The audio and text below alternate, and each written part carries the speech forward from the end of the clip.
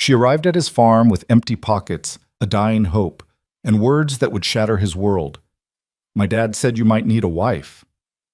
Ethan Cole had buried his heart alongside his late wife. He wasn't looking for love. He wasn't looking for anything except survival. But when Mara Bennett stepped out of that dusty car, trembling and desperate, she carried a secret that would either save them both or destroy everything he'd fought to protect. What happens when two broken people make a promise neither of them understands? Stay until the end to find out. Hit like, drop a comment with the city you're watching from, and let me see how far this story travels. The Nebraska wind carried no mercy that October afternoon. It swept across the endless plains like a restless spirit, bending the dry grass in waves that looked almost like the ocean Ethan Cole had never seen. The sky stretched above him in that particular shade of pale blue that only existed in the heartland, too bright, too vast, too indifferent to the small struggles of the people beneath it. Ethan wiped the sweat from his forehead with the back of his gloved hand, leaving a streak of dirt across his sun-weathered skin. At 32, he looked older than his years, not in a worn-out way, but in the manner of a man who had carried weight that most people never understood. His shoulders were broad from years of physical labor, his hands calloused from wrestling with stubborn earth and broken machinery. But it was his eyes that told the real story. Those pale blue eyes that had seen too much loss, held too much grief, and still somehow managed to hold on to a flicker of something that refused to die. The fence post in front of him had rotted at the base. Third one, this month. The whole eastern fence line was falling apart, and Ethan knew he should have replaced it 2 years ago.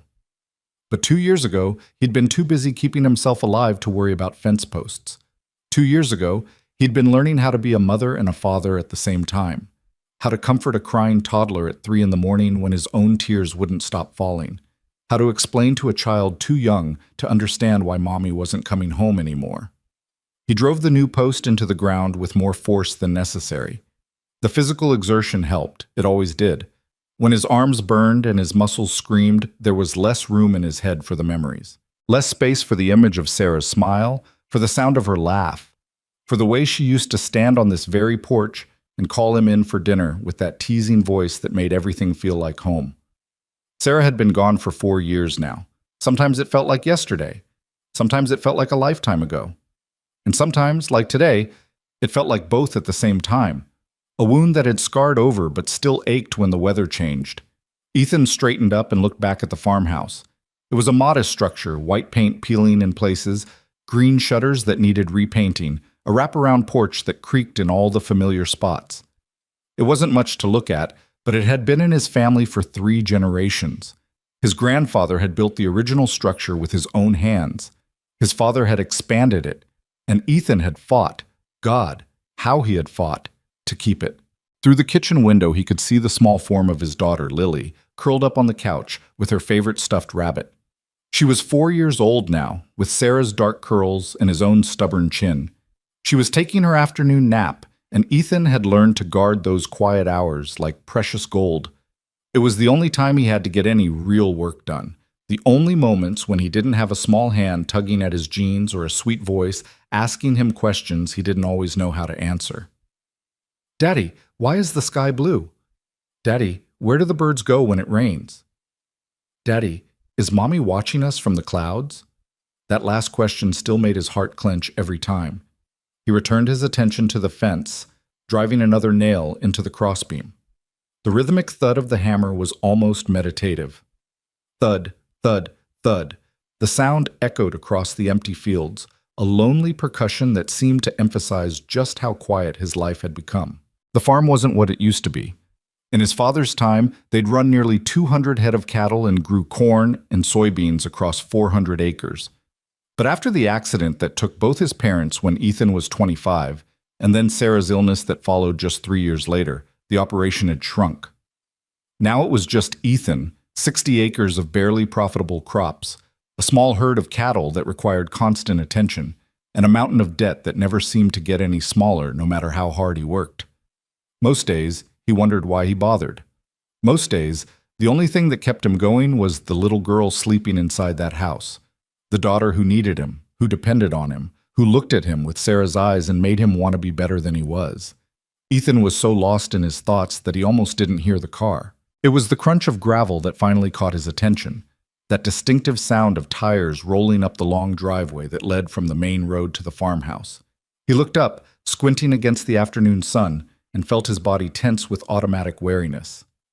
Visitors were rare out here.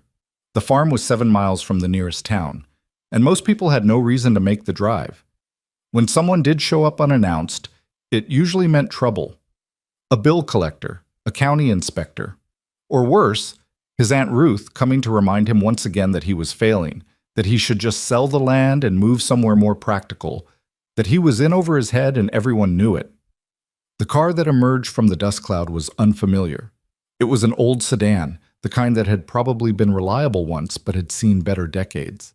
The paint was faded, the bumper slightly dented, and as it rolled to a stop near the house, Ethan could hear the engine making a sound that suggested it was held together by prayers and persistence. He set down his hammer and pulled off his work gloves, his eyes never leaving the vehicle. Years of hardship had taught him to be cautious. He'd learned that not everyone who smiled at you wanted to help, that sometimes the people who seemed the most friendly had the sharpest knives hidden behind their backs. The car door opened. A woman stepped out. She was younger than him, late 20s, he guessed, with auburn hair that the wind immediately caught and tangled. She was thin, too thin, in a way that suggested meals had been optional lately. Her clothes were clean but worn, a simple blouse and jeans that had seen too many washes, and in her hands she clutched a bag, an old canvas duffel that she held against her chest like it contained everything she owned, which, Ethan would later learn, it did. For a long moment, they just stared at each other across the yard. She stood by the car, her posture rigid with something between fear and determination. He stood by the fence, hammer forgotten, trying to make sense of this unexpected apparition in his driveway. "Can I help you?"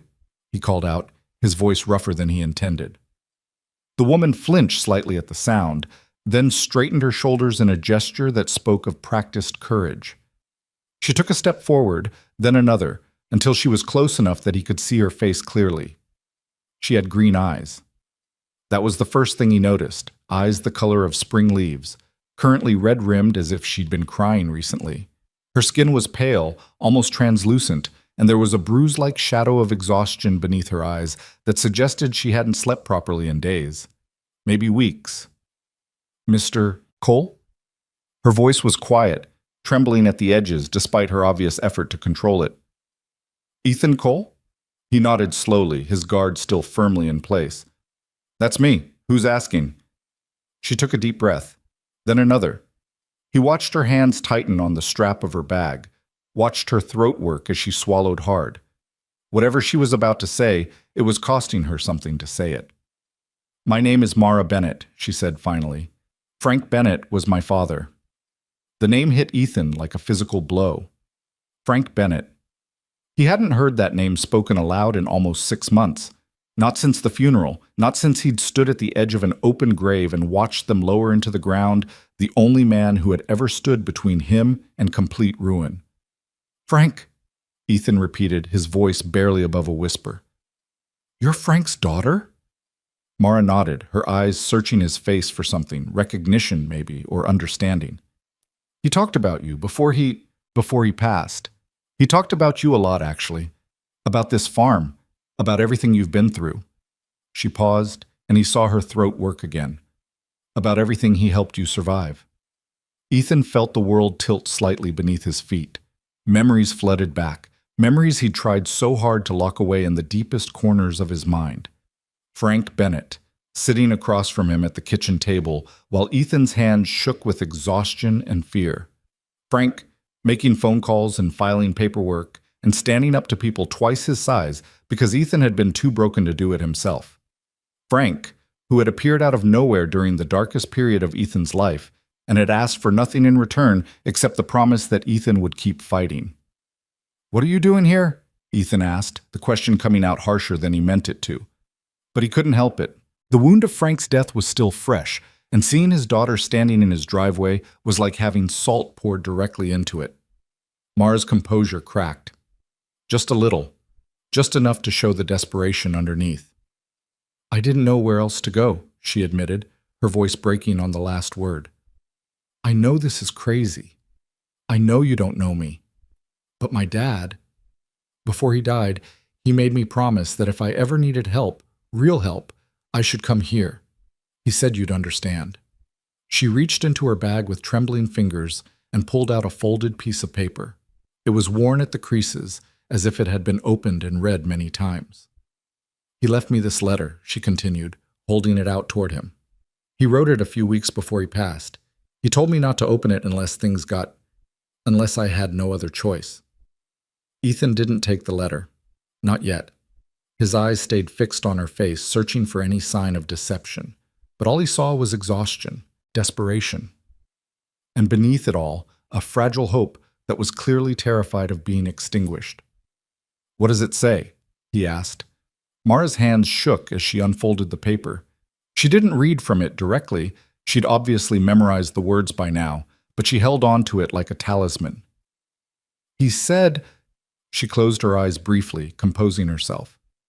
"He said that if I ever found myself alone with nowhere to turn, I should come to you. He said you were a man who understood what it meant to lose everything and keep going anyway. He said you might need a wife."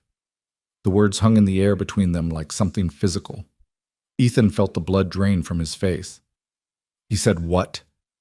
"I know how it sounds." Mara's words came faster now, tumbling over each other in her urgency to explain. "I know it sounds insane, but he wasn't talking about romance or love or any of that.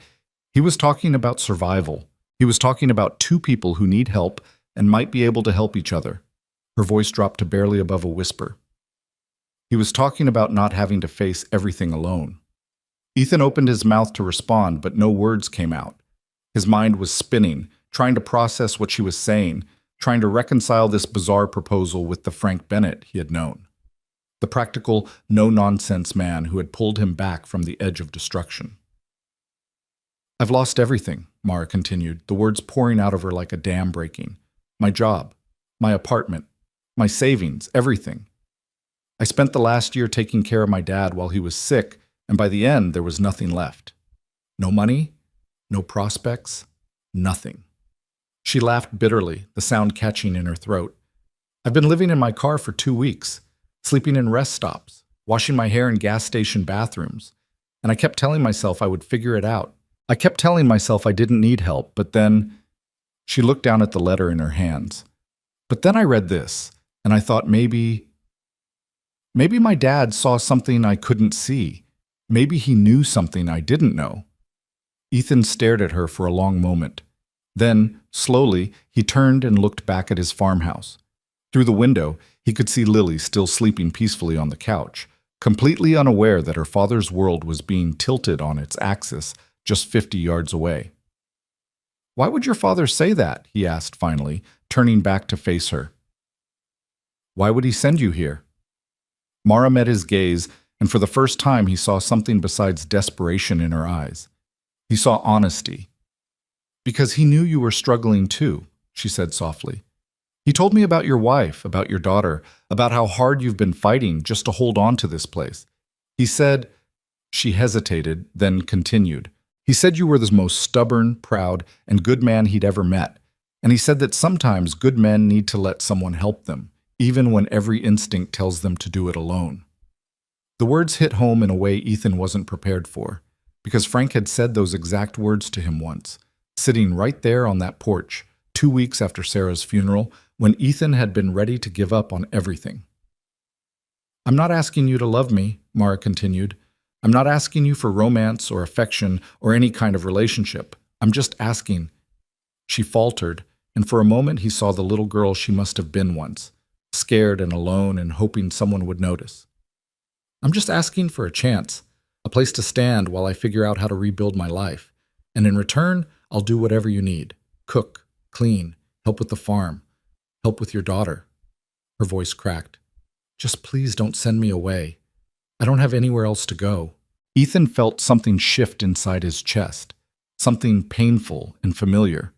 He recognized that look in her eyes, that particular combination of pride and desperation, determination and fear. He recognized it because he'd seen it in his own reflection every morning for the past 4 years. It was the look of someone who had hit bottom and was trying desperately not to sink any deeper. "Come inside," he heard himself say. "We need to talk." The farmhouse kitchen hadn't changed much since Sarah's time. Same wooden table with its worn surface and slightly uneven legs. Same window over the sink that looked out toward the fields. Same cast iron pans hanging from hooks above the stove that had been there since his grandmother's day. But it felt different now. Emptier. Like a house that remembered what it was like to be full of warmth and had never quite recovered from the loss. Ethan gestured for Mara to sit at the table while he filled a kettle with water from the tap. His hands moved automatically, going through the familiar motions of making coffee while his mind raced through the implications of what had just happened in his driveway. Frank Bennett's daughter. Here. Proposing what exactly?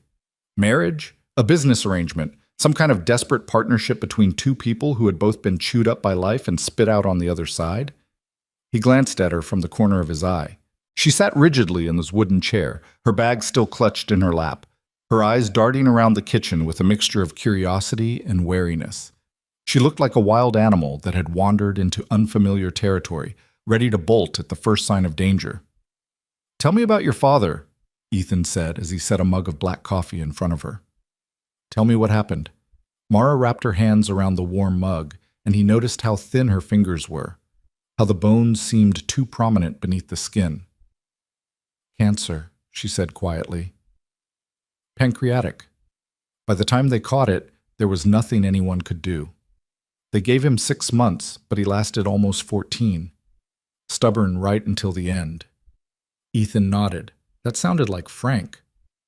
"I moved back home to take care of him," Mara continued, staring into her coffee like it held answers she desperately needed. "I had a job in Chicago, nothing fancy, just an office manager position at a small company. I had an apartment, a life. Not an exciting life, but it was mine." She smiled, but there was no happiness in it. "I gave it all up to come home. Quit my job. Let my apartment go. Drained my savings to cover what his insurance didn't pay for, and I don't regret it, not for a second. He was my dad. He raised me alone after my mom left. He gave me everything he had. How could I not be there for him at the end?" "You couldn't," Ethan agreed, because he understood, because he would have done the same thing. "But when he was gone," Mara's voice faltered. She took a sip of coffee, using the moment to compose herself. "When he was gone, there was nothing left. The medical bills had eaten through everything. His pension was just enough to cover his burial. And suddenly I was 30 years old with no job, no home, and no prospects. What about family, friends?" Mara's laugh was bitter. "My mom left when I was 8. Haven't heard from her since. I have some cousins somewhere on the East Coast, but we've never been close. And friends?" She shook her head. "Funny how they disappear when you need them most. When I was in Chicago with a good job and a nice apartment, I had plenty of friends. But when I came back to take care of my dying father, when I started needing help instead of being able to give it," she met his eyes. "People have a way of finding better things to do." Ethan recognized that bitterness too. He'd felt it himself in those terrible months after Sarah's death, when the people who had promised to be there for anything had slowly stopped returning his calls. "So you've been living in your car," he said. It wasn't a question. Mara nodded, her cheeks flushing with shame. 2 weeks now. I've been driving around, trying to find work, trying to figure something out. But everywhere I go, it's the same story. They want experience I don't have or references I can't provide, or they take one look at my address, which is currently a P.O. box because I don't have a real one, and decide I'm not worth the risk. And the letter? She reached for her bag and pulled out the worn piece of paper again. This time she handed it directly to Ethan. "He wrote it 3 weeks before he passed," she said. "Made me promise not to open it unless I was desperate. I think—" Her voice caught. "I think he knew this would happen. I think he knew I'd end up alone with nowhere to turn. And he wanted to make sure I had at least one door I could knock on." Ethan unfolded the letter. The handwriting was shaky, the handwriting of a man whose body was failing him, but the words were clear. "Dear Mara, if you're reading this, then things have gotten bad. I hoped they wouldn't, but life has a way of kicking us when we're already down. I've learned that lesson too many times to count.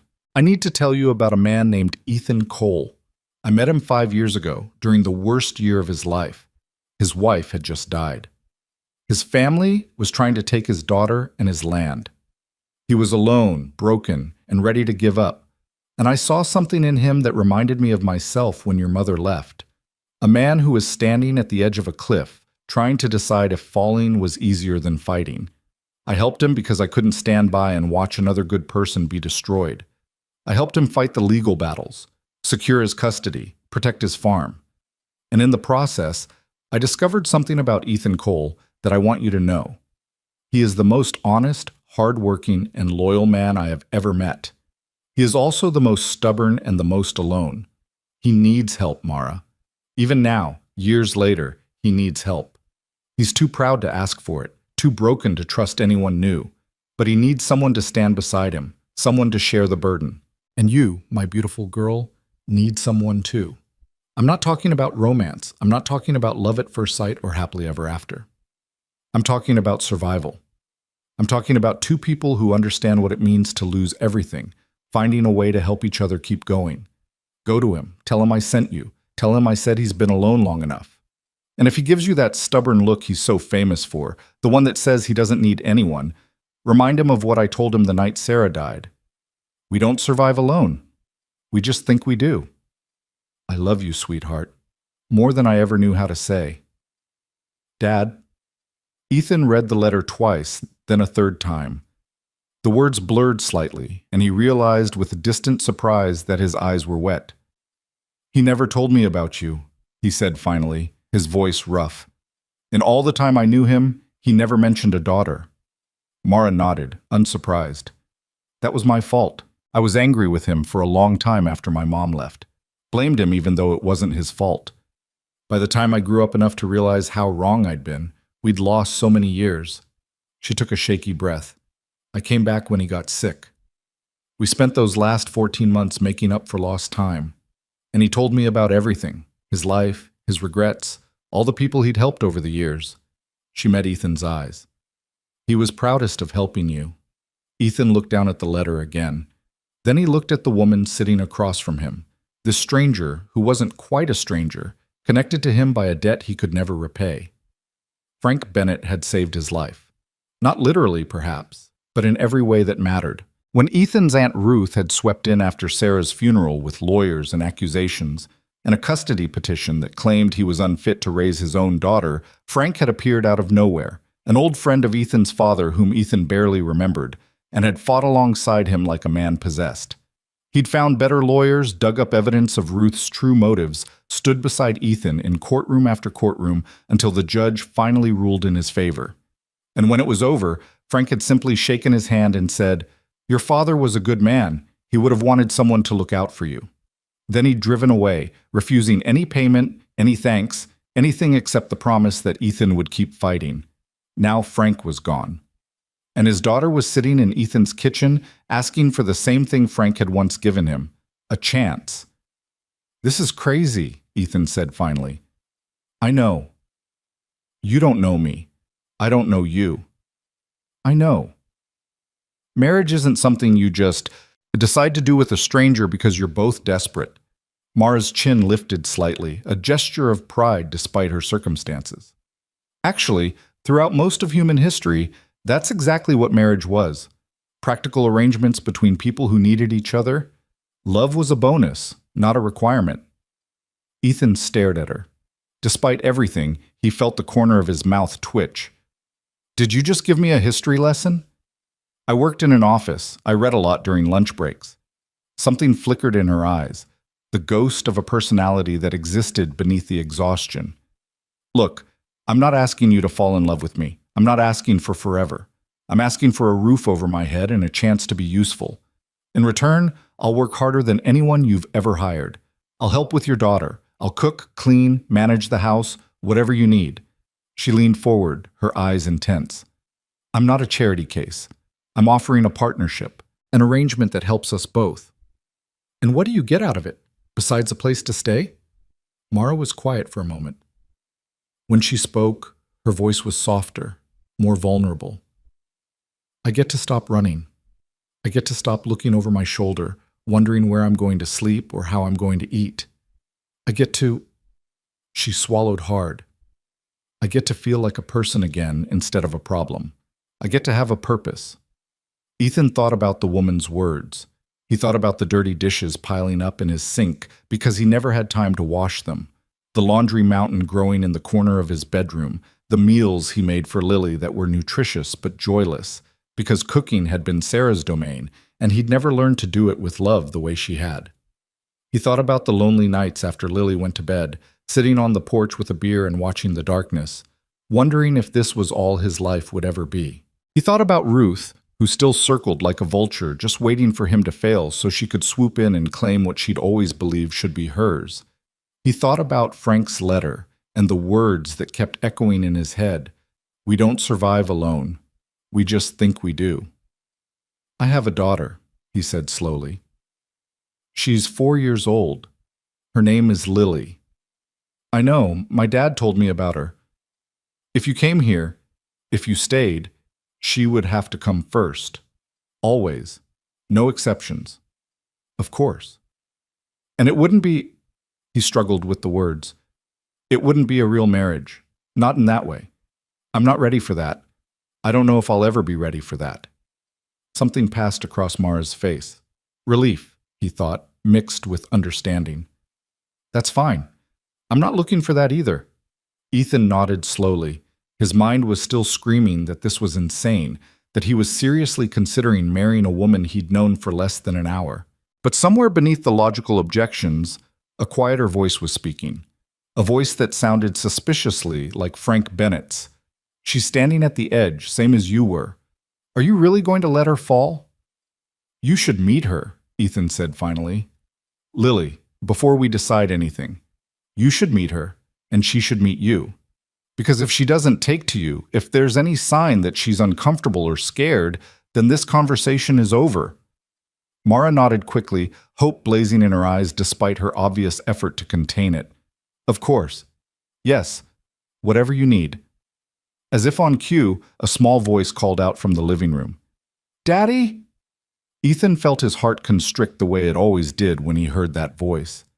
He rose from his chair and walked to the kitchen doorway, where he could see into the living room beyond. Lily was sitting up on the couch, her stuffed rabbit clutched against her chest, her dark curls a mess of tangles from sleep. Her eyes, Sarah's eyes, were still heavy with naptime drowsiness, but they widened when she saw the stranger at the kitchen table. Daddy? She said again, more uncertainly this time. Who's that lady? Ethan crouched down and opened his arms. Lily immediately stumbled off the couch and ran to him, burying her face against his shoulder. He lifted her easily, settling her against his hip the way he'd done 1,000 times before. Lily, he said gently, this is Miss Mara. She's a friend. She's going to visit us for a little while. Lily peeked out from behind her rabbit, studying Mara with the unfiltered intensity that only children possessed. Mara smiled at her, a careful, gentle smile that didn't demand anything in return. Hi, Lily, she said softly. I like your bunny. What's his name? Lily considered this for a long moment. Then, slowly she held up the stuffed animal so Mara could see it better. His name is Mr. Flops, because his ears flop. That's a perfect name, Mara said seriously. Very logical. Something shifted in Lily's expression. The wariness didn't disappear entirely, but it softened into something closer to curiosity. She looked up at Ethan with a question in her eyes. She can stay? Lily asked. Miss Mara can stay for dinner? Ethan looked at his daughter. Then he looked at the woman sitting at his kitchen table. This desperate stranger with Frank Bennett's eyes and a letter that spoke of survival and second chances. Yes, he heard himself say. She can stay for dinner, child. That first dinner was awkward in ways that Ethan had expected and ways that surprised him. He made spaghetti, one of the few dishes he'd mastered in his years of reluctant bachelorhood, and watched as Mara ate with the careful deliberation of someone who hadn't had a proper meal in days. She tried to hide it, taking small bites and making conversation, but he noticed the way her hands trembled slightly as she lifted the fork, the way her eyes kept darting to the food on her plate as if she was afraid it might disappear. Lily, meanwhile, seemed fascinated by their visitor. She peppered Mara with questions throughout the meal. Where did she come from?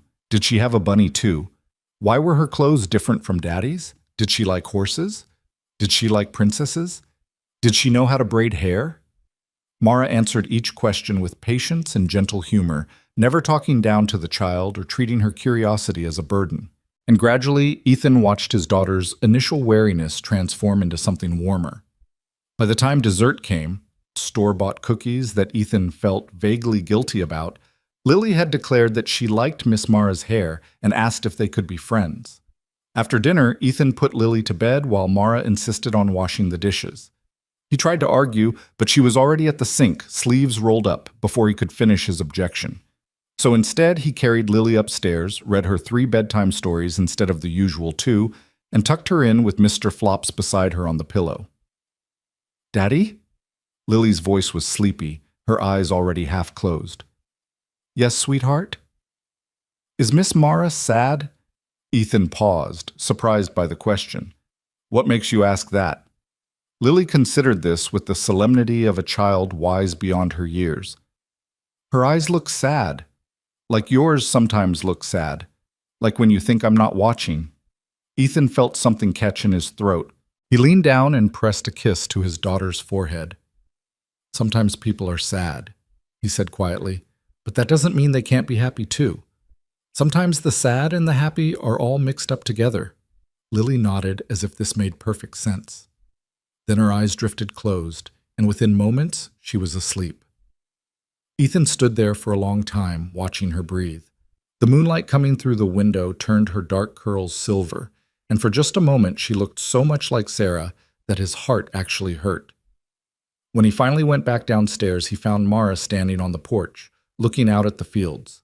The dishes were done, the kitchen was clean, and she'd even wiped down the counters, something Ethan usually forgot to do. "She's beautiful," Mara said without turning around. "Your daughter. She's absolutely beautiful." Ethan moved to stand beside her, maintaining a careful distance. "She looks like her mother." "I can see that from the photos in the living room." Mara glanced at him sideways. "She died?" "Your wife?" 4 years ago. Cancer. Same as your father, different kind." Mara nodded, and he saw understanding pass across her face. Not pity, he was grateful for that, but genuine recognition. The shared experience of watching someone you love fade away, unable to stop it no matter how hard you try. "I'm sorry," she said. "My dad told me, but I didn't want to assume. It's fine. I've learned to live with it." He paused. "Most days, anyway." They stood in silence for a while, watching the stars emerge one by one in the darkening sky. The night was cool but not cold, with the particular crispness that heralded autumn in Nebraska. Somewhere in the distance, a coyote howled, and another answered. "I need to think about this," Ethan said finally. "About everything you've proposed. I can't make a decision like this in one night." Mara nodded quickly. "Of course. I understand. There's a guest room upstairs. It's small, and it probably hasn't been properly cleaned since—" He trailed off, not finishing the sentence. "Since Sarah died, since everything fell apart." "You can stay there tonight. We'll figure out the rest tomorrow." Mara turned to face him, and in the moonlight, he could see that her eyes were wet. "Thank you," she whispered. "You have no idea how much this means to me. Just one night without sleeping in my car. One night feeling like a human being." Ethan didn't know what to say to that, so he simply nodded and held the door open for her. As she walked past him into the house, she paused and looked back. "Your daughter asked me something during dinner, when you were getting more bread from the kitchen." "What did she ask?" "She asked if I was going to be her new mommy." Ethan felt his heart stutter. "What did you tell her?" Mara's smile was sad and gentle, and more honest than he expected. "I told her that I didn't know what I was going to be, but that whatever happened, I would never try to replace someone she loved. I would just try to be someone new who cared about her." She walked inside before he could respond, leaving him standing alone on the porch with his thoughts and the endless Nebraska sky. The next morning, Ethan woke before dawn, as he always did. The habit was so ingrained that his body didn't even consult his brain anymore, eyes open, feet on the floor, moving toward the chores that never ended. But today, as he walked down the stairs in the gray pre-dawn light, he stopped short. Mara was already awake. More than awake. She was in the kitchen, wearing the same clothes from yesterday, but with her hair pulled back, an apron tied around her waist that Ethan vaguely recognized as one Sarah used to wear.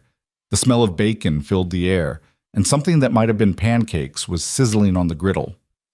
"Good morning," she said when she saw him, and there was something almost nervous in her voice. "I hope you don't mind. I couldn't sleep, and I thought I wanted to show you that I can be useful, that I'm not just asking for charity." Ethan stood in the doorway, too surprised to move. No one had made him breakfast in 4 years. Since Sarah, every morning meal had been cereal eaten standing at the counter or toast grabbed on the way out the door. "You didn't have to do this," he managed. "I know, but I wanted to." She flipped a pancake with practiced ease. "My dad used to say that food was a language, that when you cook for someone, you're telling them they matter." She glanced at him, a hint of vulnerability beneath her determined expression.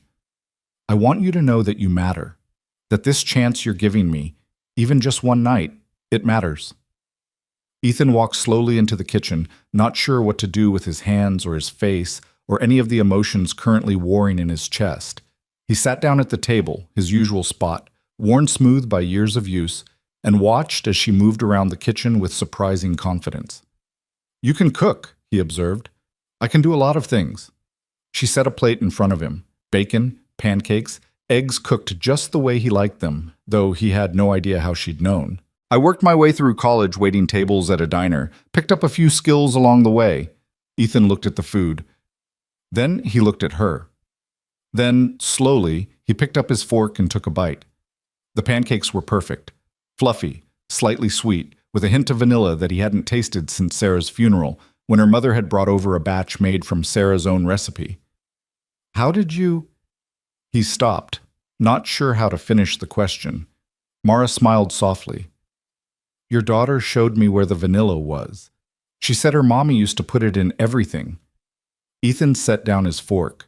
He looked at this woman, this stranger who had appeared in his driveway less than 24 hours ago, and felt something shift inside his chest, something that had been locked away for so long he'd almost forgotten it existed. "Stay," he said. Mara froze, spatula in hand. "What?" "Stay. We'll work out the details, the arrangement, whatever we're going to call it. But stay." Her hand trembled. "Are you sure? You said you needed to think about it." "I did think about it." He met her eyes, holding her gaze with an intensity that surprised even him. "I thought about it all night. I thought about your father and what he did for me. I thought about my daughter and how much she needs someone in her life besides a father who can barely keep up. I thought about this farm and how hard it is to keep it going alone." He paused. "And I thought about you, standing at my door with nothing but hope and a letter from a dead man." Mara's eyes filled with tears. "Ethan, I'm not promising love," he continued. "I'm not promising forever, but I'm promising a chance, a real one. We'll figure it out as we go." For a long moment, Mara didn't move. Then slowly, she set down the spatula and walked around the table to stand in front of him. "Thank you," she whispered. And then, hesitantly, she reached out and took his hand. Her fingers were cool against his calloused palm. The touch was simple, almost clinical, nothing romantic, nothing charged. Just two people making contact, making a connection, making a choice. Bus it. They were married 3 days later. The ceremony, if you could call it that, took place at the county courthouse in the small town of Millbrook, 15 miles from the farm. The judge was a white-haired woman named Clara Henderson, who had known Ethan's family for decades and who looked at him with equal parts curiosity and concern as he and Mara stood before her. "You're sure about this?" she asked, her voice low enough that only Ethan could hear. "Yes, ma'am." Judge Henderson studied him for a long moment. Then she turned her gaze to Mara, who stood in a simple blue dress that she'd found at a second-hand store the day before. It wasn't a wedding dress by any stretch of the imagination, but it was clean and pretty and made her look like something other than a refugee. "And you, young lady, you understand what you're agreeing to?" Mara met the judge's eyes steadily. "I do, Your Honor." Judge Henderson sighed, the sound of someone who had seen too much of human nature to be surprised by anything anymore. All right then, let's make it official. The ceremony itself took less than 5 minutes.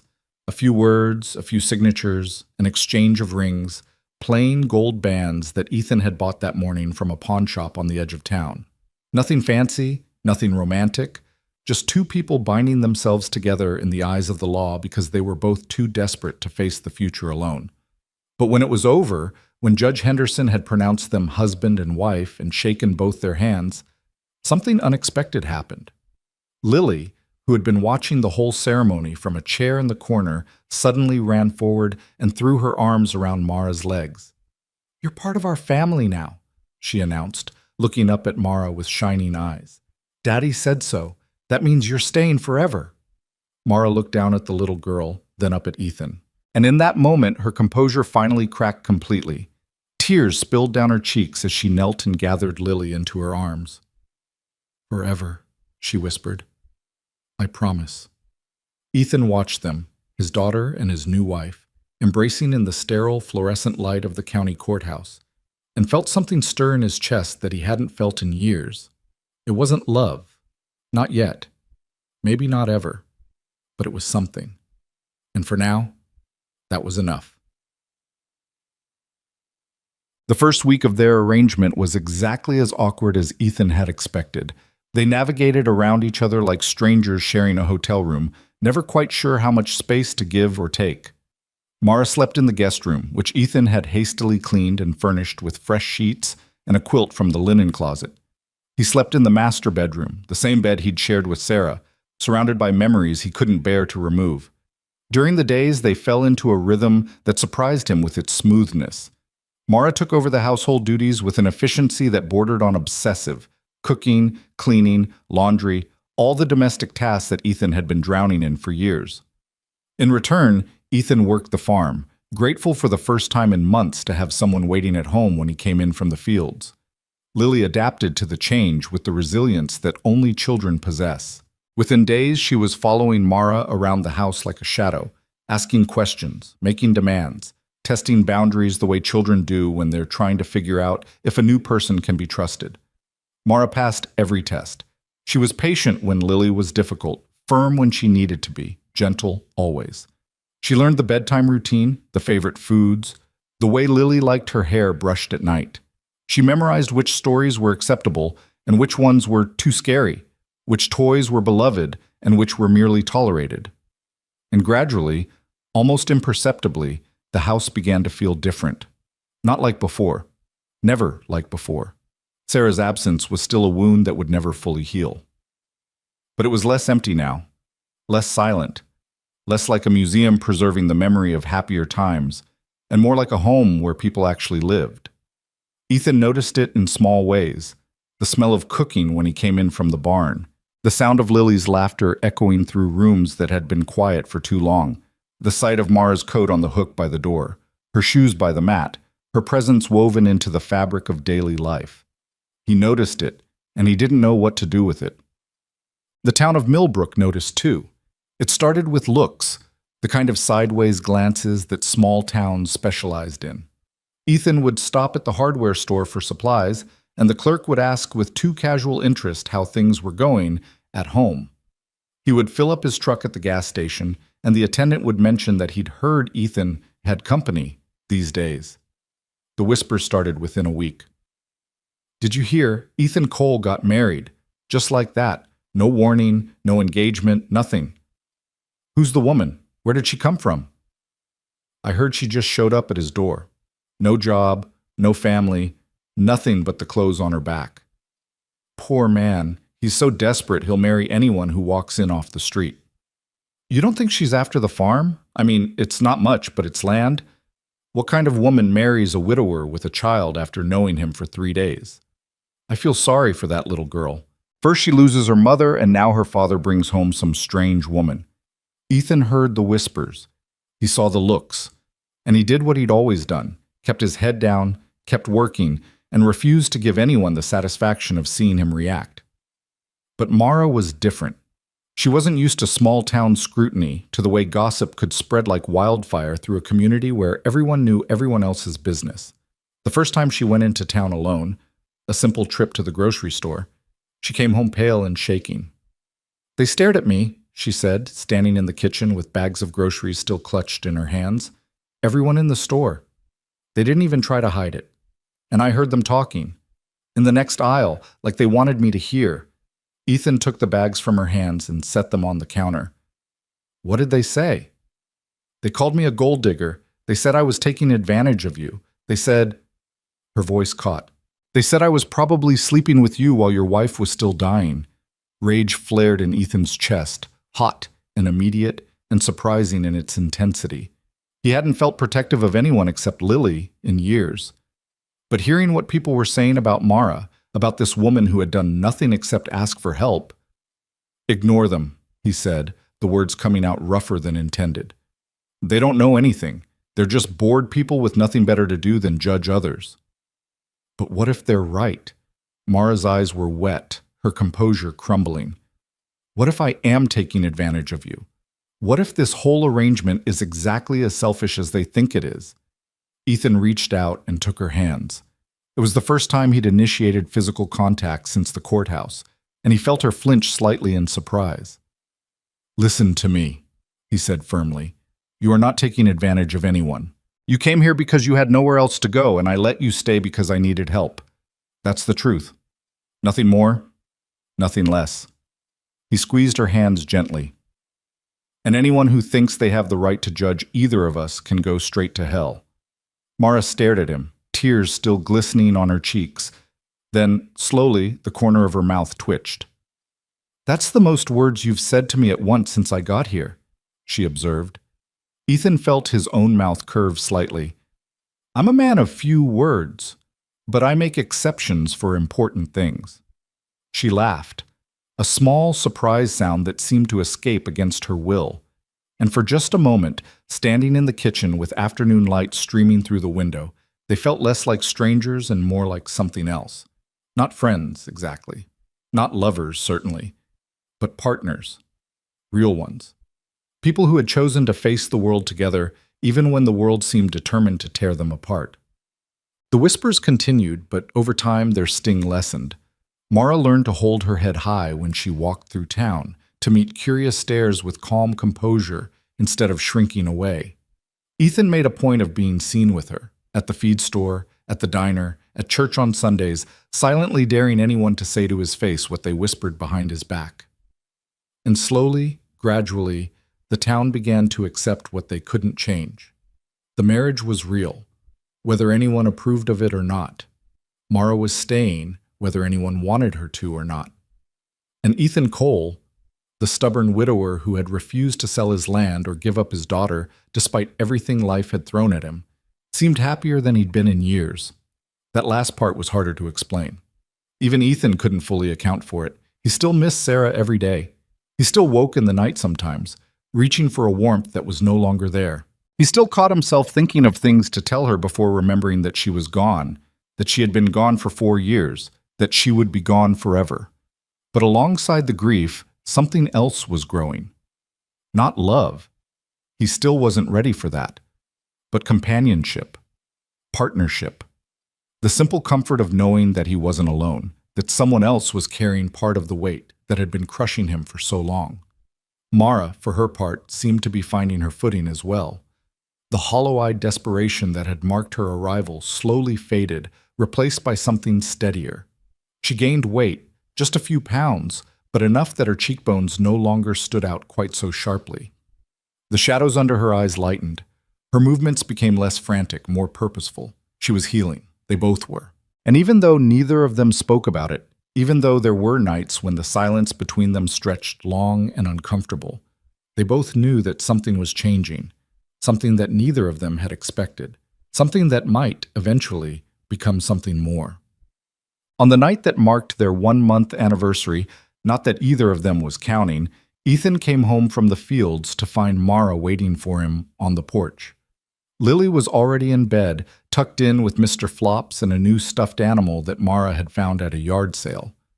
The house was quiet, the dishes were done, and the last light of sunset was painting the sky in shades of orange and pink. "Can we talk?" Mara asked.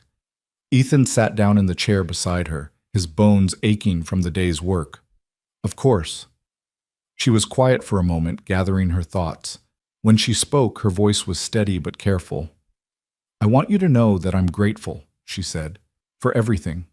For giving me a chance when you had no reason to, for standing up for me when people talked, for—" She gestured vaguely at the farm, the house, the life she'd stumbled into. "For all of this." Ethan nodded, waiting. "But I also want you to know that I don't expect anything from you." She turned to face him, her green eyes serious in the fading light. "I know this isn't a real marriage. I know we're just two people helping each other survive, and I'm okay with that. I don't need romance or affection or anything you're not ready to give." She paused, and when she continued, her voice was softer. "But I do want you to know that I'm committed to this. To you, to Lily, to whatever we're building here. I'm not going to run away when things get hard. I'm not going to disappear just because the road gets rough." She reached out and touched his arm, so lightly it was barely there. "I'm here, Ethan, for as long as you want me, and I need you to know that." Ethan looked at her, this woman who had walked into his life a month ago with nothing but desperation and hope. He thought about all the things he should say, all the words that a better man might find. But he wasn't a better man. He was just a tired farmer who had lost too much and was terrified of losing anything else. So instead of speaking, he simply reached out and took her hand, and they sat together on the porch, watching the stars emerge one by one as the Nebraska wind carried the promise of change across the endless plains. The autumn deepened, and with it came the kind of cold that seeped into bones and refused to leave. Ethan had lived through 32 Nebraska winters, but this year felt different somehow, sharper, more relentless, as if the weather itself was testing whether he and Mara could survive what they'd built. 2 months had passed since the courthouse wedding, and the farm had settled into a rhythm that still surprised Ethan with its smoothness. Mara rose before dawn each morning, and by the time he came downstairs, the kitchen would be warm with the smell of coffee and whatever she'd decided to make for breakfast. Lily had stopped calling her Miss Mara and had graduated to simply Mara, though occasionally, usually when she was tired or scared, she would slip and call her Mama before catching herself with wide, uncertain eyes. The first time it happened, Ethan had been sitting at the kitchen table, going over bills that never seemed to shrink no matter how hard he worked. Lily had been playing on the floor nearby, building something elaborate with wooden blocks, when she'd knocked over her creation and burst into frustrated tears. "Mama, help!" she'd cried, reaching toward Mara instinctively. The word had hung in the air like something fragile and dangerous. Mara had frozen at the sink, her hands still wet with dishwater. Ethan had stopped breathing, his pen suspended over the checkbook. Lily had realized her mistake almost immediately. Her face crumpled with confusion and something that looked like guilt. I mean Mara. I said Mara." Mara had recovered first. She dried her hands on her apron and crossed to where Lily sat, kneeling down to her level with the kind of gentle grace that still caught Ethan off guard. "It's okay, sweetheart," she'd said softly. "You can call me whatever feels right. I'm not trying to replace anyone." Lily had looked up at her father with those Sarah eyes, seeking permission or guidance or something Ethan wasn't sure he knew how to give. "It's okay, Lily," he'd managed, his voice rougher than he intended. "Mara's family now. You can call her whatever you want." The smile that had broken across his daughter's face was worth every complicated emotion churning in his chest. After that night, the "mama" slips became more frequent, though Lily still seemed to alternate depending on her mood. Sometimes she was very deliberate about saying Mara, as if reminding herself of a boundary she'd been taught to respect. Other times, especially when she was sleepy or sick or scared, the word mama would escape without thought. Mara never corrected her, and Ethan never asked her to. It was one of the many unspoken agreements that had developed between them, the silent understandings that grew in the spaces where words felt too heavy or too permanent. They didn't talk about what they were to each other. They didn't define the boundaries of their arrangement. They simply existed together, day after day, building something neither of them had a name for. But if life inside the farmhouse was slowly healing, life outside its walls was growing more complicated by the day.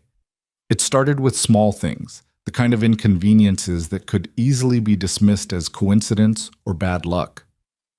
The first sign came when Ethan drove his truck into town to pick up feed for the cattle, only to find that his usual supplier had suddenly run out of the brand he always ordered. "Sorry, Ethan," old Tom had said, not quite meeting his eyes. "Had some trouble with the shipment this week. Maybe try again next Tuesday." Ethan had thought nothing of it at the time. Supply issues happened, especially in the fall when everyone was stocking up for winter. He'd driven to the next town over and paid 20% more for inferior product, chalking it up to inconvenience. But then it happened again.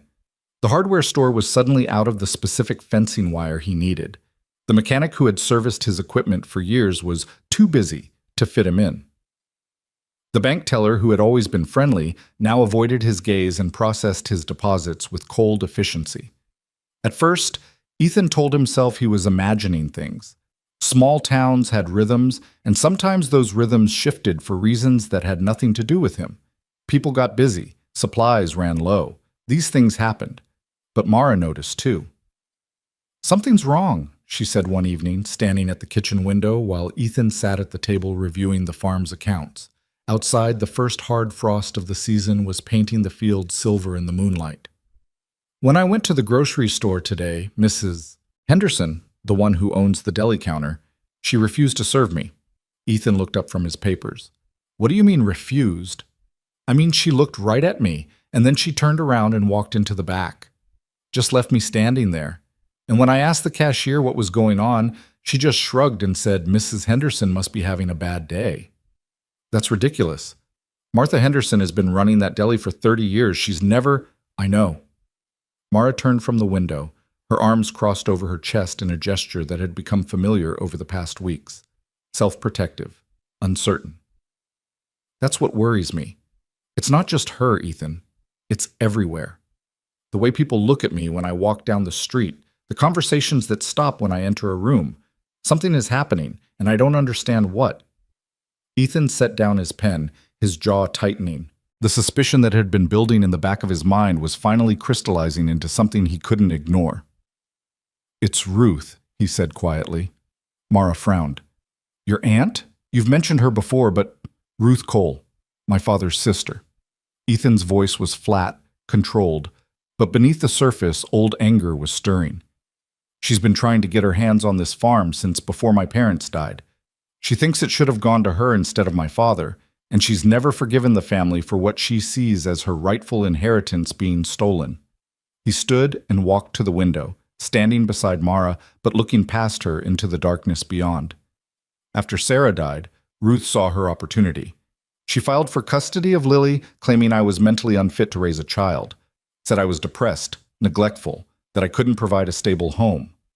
His hands clenched at his sides. She had lawyers, good ones. She had witnesses, people she'd paid off or intimidated, who were willing to say whatever she wanted them to say. "But you won," Mara said softly. "You kept Lily. Because of your father." Ethan turned to look at her, and in the dim light, she could see the gratitude and pain warring in his eyes. Frank appeared out of nowhere. He'd been friends with my dad years ago before I was born. He heard what was happening and he saved us. Found evidence that Ruth had been bribing officials, pressuring witnesses. He exposed her in court and the judge ruled in my favor. And Ruth? She backed off for a while. But she never forgave me for winning, and she never stopped wanting this land. Ethan's voice hardened. "If she's heard about our marriage, and in a town this size, of course she's heard, she'll see it as another opportunity, another angle to exploit." Mara absorbed this information in silence. When she spoke, her voice was careful. "What do you think she'll do?" "I don't know. But Ruth doesn't do anything halfway. If she's decided to move against us, she'll have a plan. And whatever she's doing right now, the cold shoulders, the supply issues, the whispers, it's just the beginning." As if to underscore his words, the phone rang. In the quiet of the farmhouse, the sound was almost shocking. Ethan crossed to answer it, his movements wary. "Hello?" The voice on the other end was professionally pleasant in that way that immediately set Ethan's teeth on edge. "Mr. Cole, this is Patricia Mercer from First National Bank. I'm calling regarding your mortgage account." Ethan's stomach dropped. "What about it?" "I'm afraid we've been reviewing our loan portfolio, and there are some irregularities that need to be addressed. We'd like you to come in tomorrow to discuss your account status." "Irregularities? I've never missed a payment, not once in 7 years." "I understand, sir, but there are other factors we need to discuss. Can we expect you at 10 a.m.? Ethan gripped the phone so tightly his knuckles went white. "I'll be there." He hung up without saying goodbye and turned to find Mara watching him with worried eyes. "The bank," he said grimly. "They want to discuss my account." "Ruth?" "Has to be. She has connections everywhere. Board members, loan officers, people who owe her favors." He ran a hand through his hair, the gesture betraying the fear he was trying to hide. "This is how she operates. She doesn't come at you directly. She squeezes from all sides until you can't breathe."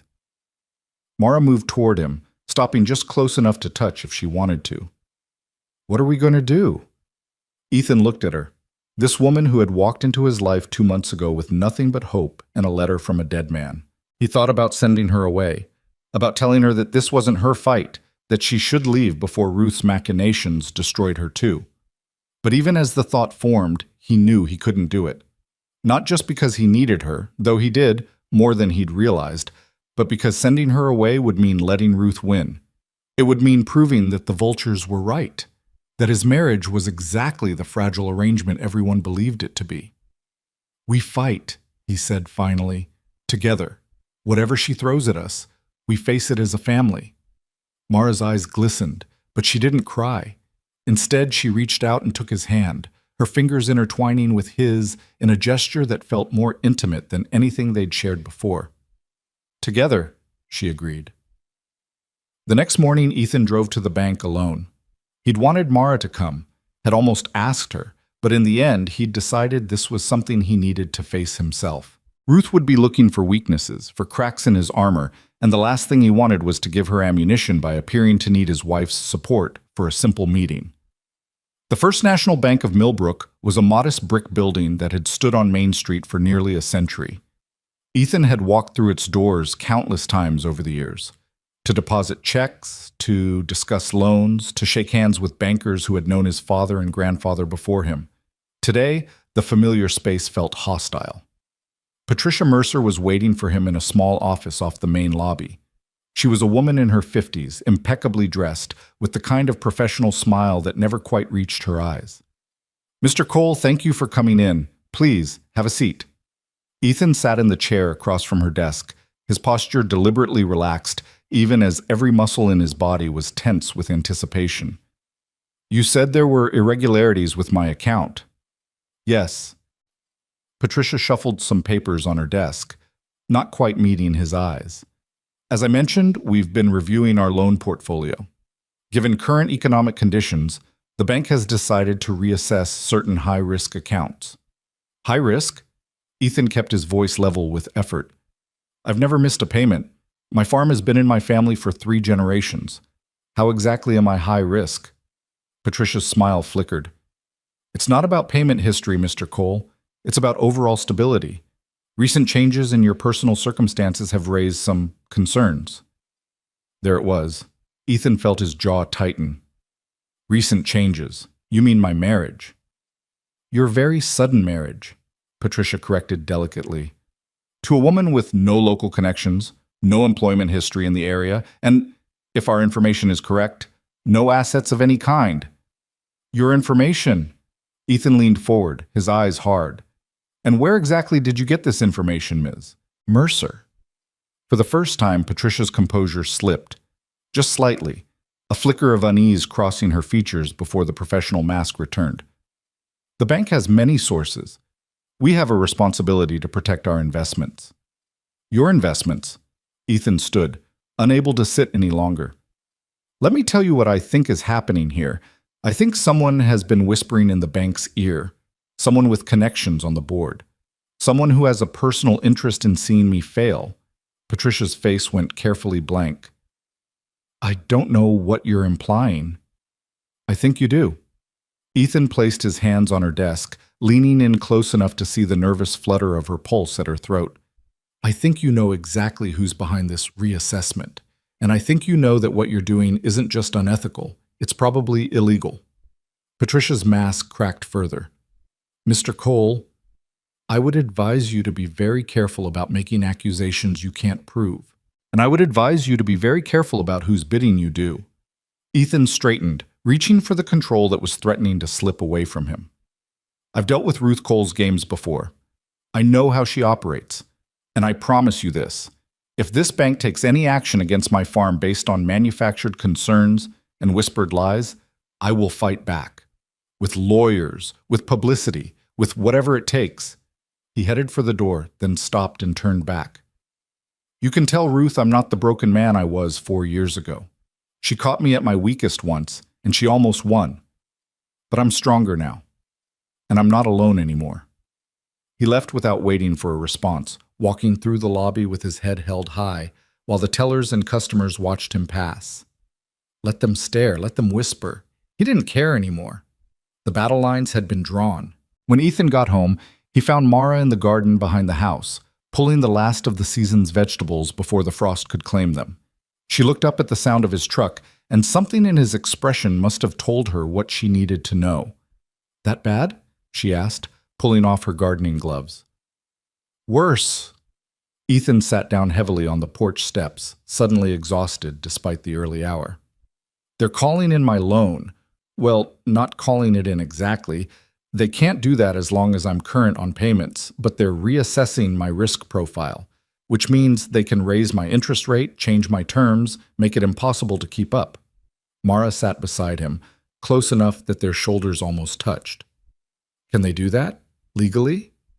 There are ways, loopholes, fine print in contracts that most people never read. He laughed bitterly. Ruth always was good at finding loopholes.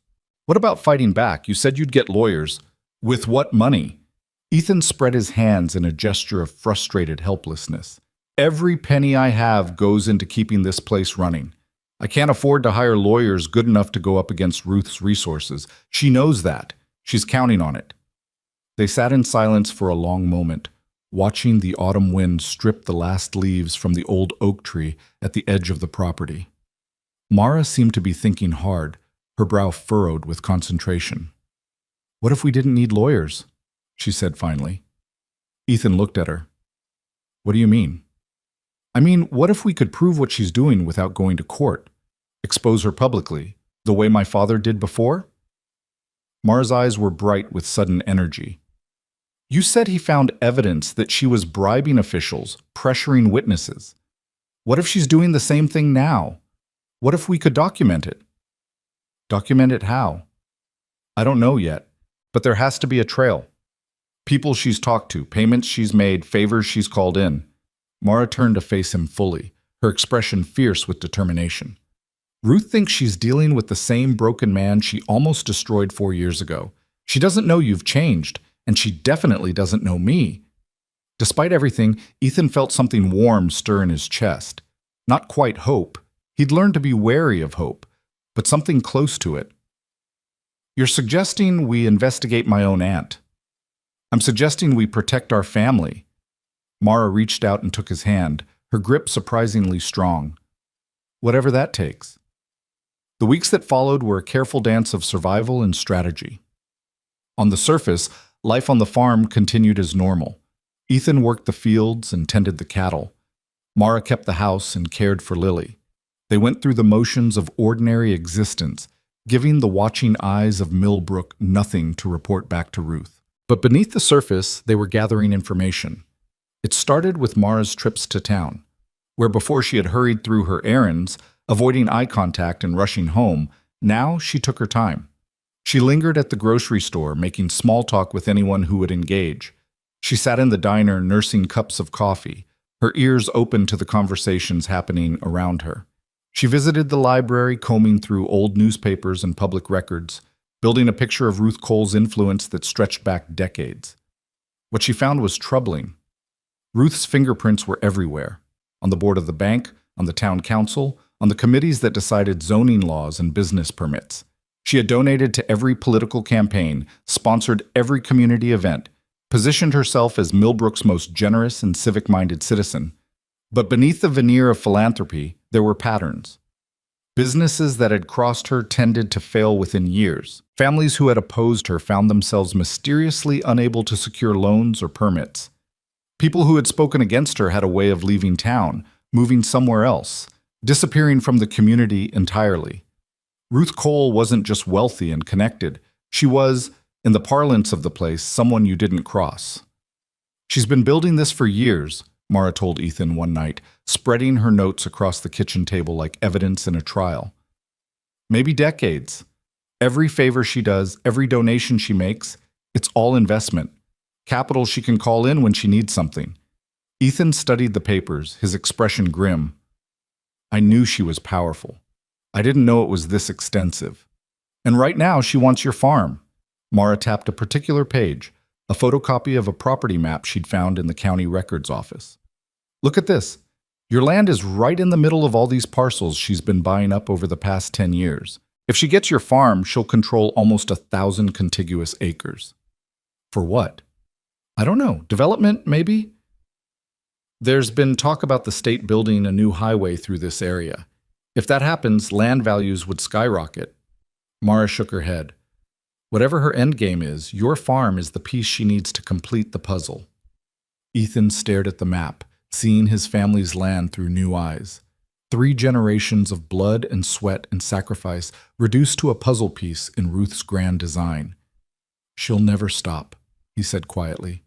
"Even if we survive this attack, she'll just try again and again, until she gets what she wants." "Then we have to stop her first." Mara's voice was steel. "We have to find something that ends this permanently." The opportunity came from an unexpected source. Ethan was in town a few days later, picking up supplies at the one hardware store that hadn't yet closed its doors to him, when a voice called out from behind. "Cole, got a minute?" He turned to find Sheriff Dan Whitmore standing by his patrol car, arms crossed over his chest. Dan was a man in his 60s with a weathered face and eyes that had seen too much to be surprised by anything anymore. He and Ethan's father had been friends once, before age and circumstance had pulled them in different directions. "Sheriff," Ethan nodded cautiously. "Something I can help you with?" Dan glanced around, making sure no one was within earshot. "More like something I can help you with. You got time for a drive?" 20 minutes later, they were parked on a dirt road outside of town, the engine idling while Dan stared out the windshield at the empty fields beyond. "I'm going to tell you something," the sheriff said finally. "And if you ever repeat it, I'll deny I said a word. Understood?" Ethan nodded, his pulse quickening. "Your aunt came to see me last week, wanted to know if there was any way to get you investigated. Said she had concerns about your marriage. Thought maybe it wasn't legal, thought maybe your wife was in the country illegally, some nonsense like that." Ethan felt cold anger wash over him. "And what did you tell her?" "Told her I wasn't in the business of investigating law-abiding citizens based on family grudges." Dan's jaw tightened. "She didn't take that well. Made some comments about how my department's funding comes up for review next year, and wouldn't it be a shame if certain budget-conscious council members started asking questions. She threatened you." "In so many words." Dan turned to look at Ethan directly. "I've known Ruth Cole for 40 years. I've watched her build her little empire, watched her crush anyone who got in her way. And I've kept my mouth shut because that's what you do in a small town. You go along to get along." He paused, something shifting in his weathered face. "But there's a line. Using the law as a weapon against a man whose only crime is holding on to his family's land, that's over my line." Dan reached into his jacket and pulled out a folded piece of paper. "I probably shouldn't be showing you this, but I figure you've earned the right to know what you're up against." Ethan unfolded the paper. It was a photocopy of what looked like a financial document. Transfers, dates, amounts. His eyes scanned the columns until understanding hit like a physical blow.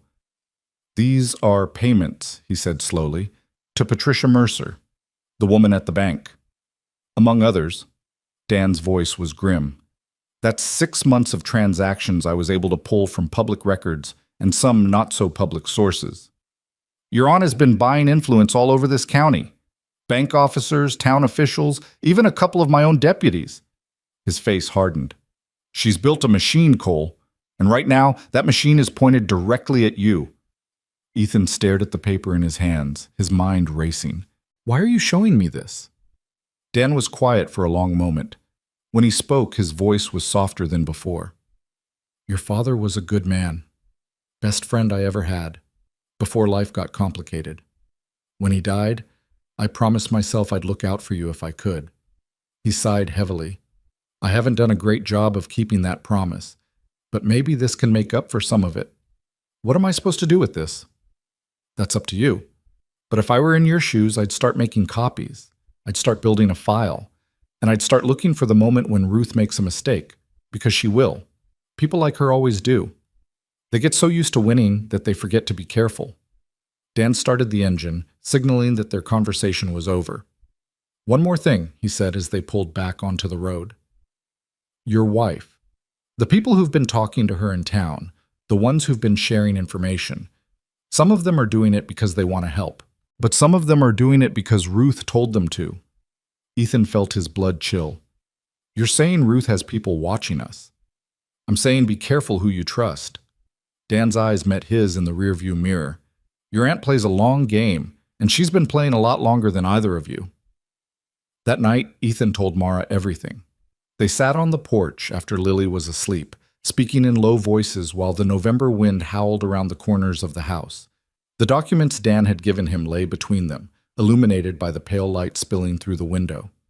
"So we're being watched," Mara said. Her voice was calm, but Ethan could see the fear flickering behind her eyes. "Some of the people you've been talking to might be reporting back to Ruth.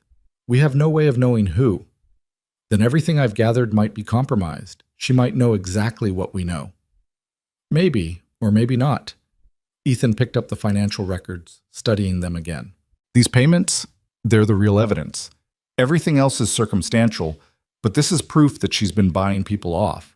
If we could get more documentation like this, something that connects directly to what she's doing to us, we'd need access to records we can't legally obtain." Mara's brow furrowed. Unless what?" She was quiet for a long moment, thinking. "My father used to say that the best way to catch a predator was to let them think they'd already won, make them overconfident, careless." She looked up at Ethan. "What if we stopped fighting?" "What do you mean?" "I mean, what if we gave Ruth exactly what she expects? Let the bank pressure work. Let the town freeze us out. Act defeated, desperate, ready to give up." Mara's eyes were bright with sudden intensity. "If Ruth thinks she's winning, she might get sloppy. She might make the mistake the sheriff was talking about." Ethan considered this. It went against every instinct he had. The stubborn pride that had kept him fighting all these years screamed at the thought of appearing weak. But there was wisdom in what Mara was saying. Ruth had beaten him before by catching him at his most vulnerable. What if they could use that same tactic against her? "It's risky," he said finally. "If we let our guard down too much, she might actually succeed." "Then we don't really let our guard down. We just make her think we have." Mara reached across and took his hand. "We've been playing defense this whole time. Maybe it's time to try something different." Ethan looked at their intertwined fingers, his rough and calloused from years of farm work, hers still soft but growing stronger every day. 2 months ago, this woman had been a stranger. Now she was sitting beside him in the darkness, plotting strategy like a general preparing for war. "When did you become so good at this?" he asked. Mara's smile was sad and knowing. "When I realized I finally had something worth fighting for." The next few weeks were an exercise in calculated deception. Ethan stopped fighting the bank. He attended meetings with Patricia Mercer, listening to her increasingly unreasonable demands with an expression of beaten acceptance. He missed a feed delivery, let a fence fall into disrepair, allowed the signs of struggle to become visible to anyone who cared to look. Mara played her part too. In town, she appeared frazzled, uncertain, nothing like the composed woman who had been quietly gathering intelligence for weeks. She let slip comments about how hard things were, how worried she was about the future. She gave the watching eyes exactly what they expected to see, a gold digger realizing she'd made a terrible mistake. And slowly, The pressure began to ease. The cold shoulders warmed slightly. The whispers became less hostile, taking on the satisfied tone of people who had been proven right. Even Patricia Mercer's demeanor shifted, becoming almost sympathetic, as if she genuinely believed she was watching a proud man finally break. Ruth, it seemed, was convinced she was winning. The proof came on a cold December evening when a black sedan pulled up the farmhouse driveway for the first time in years. Ethan was in the barn when he heard the car.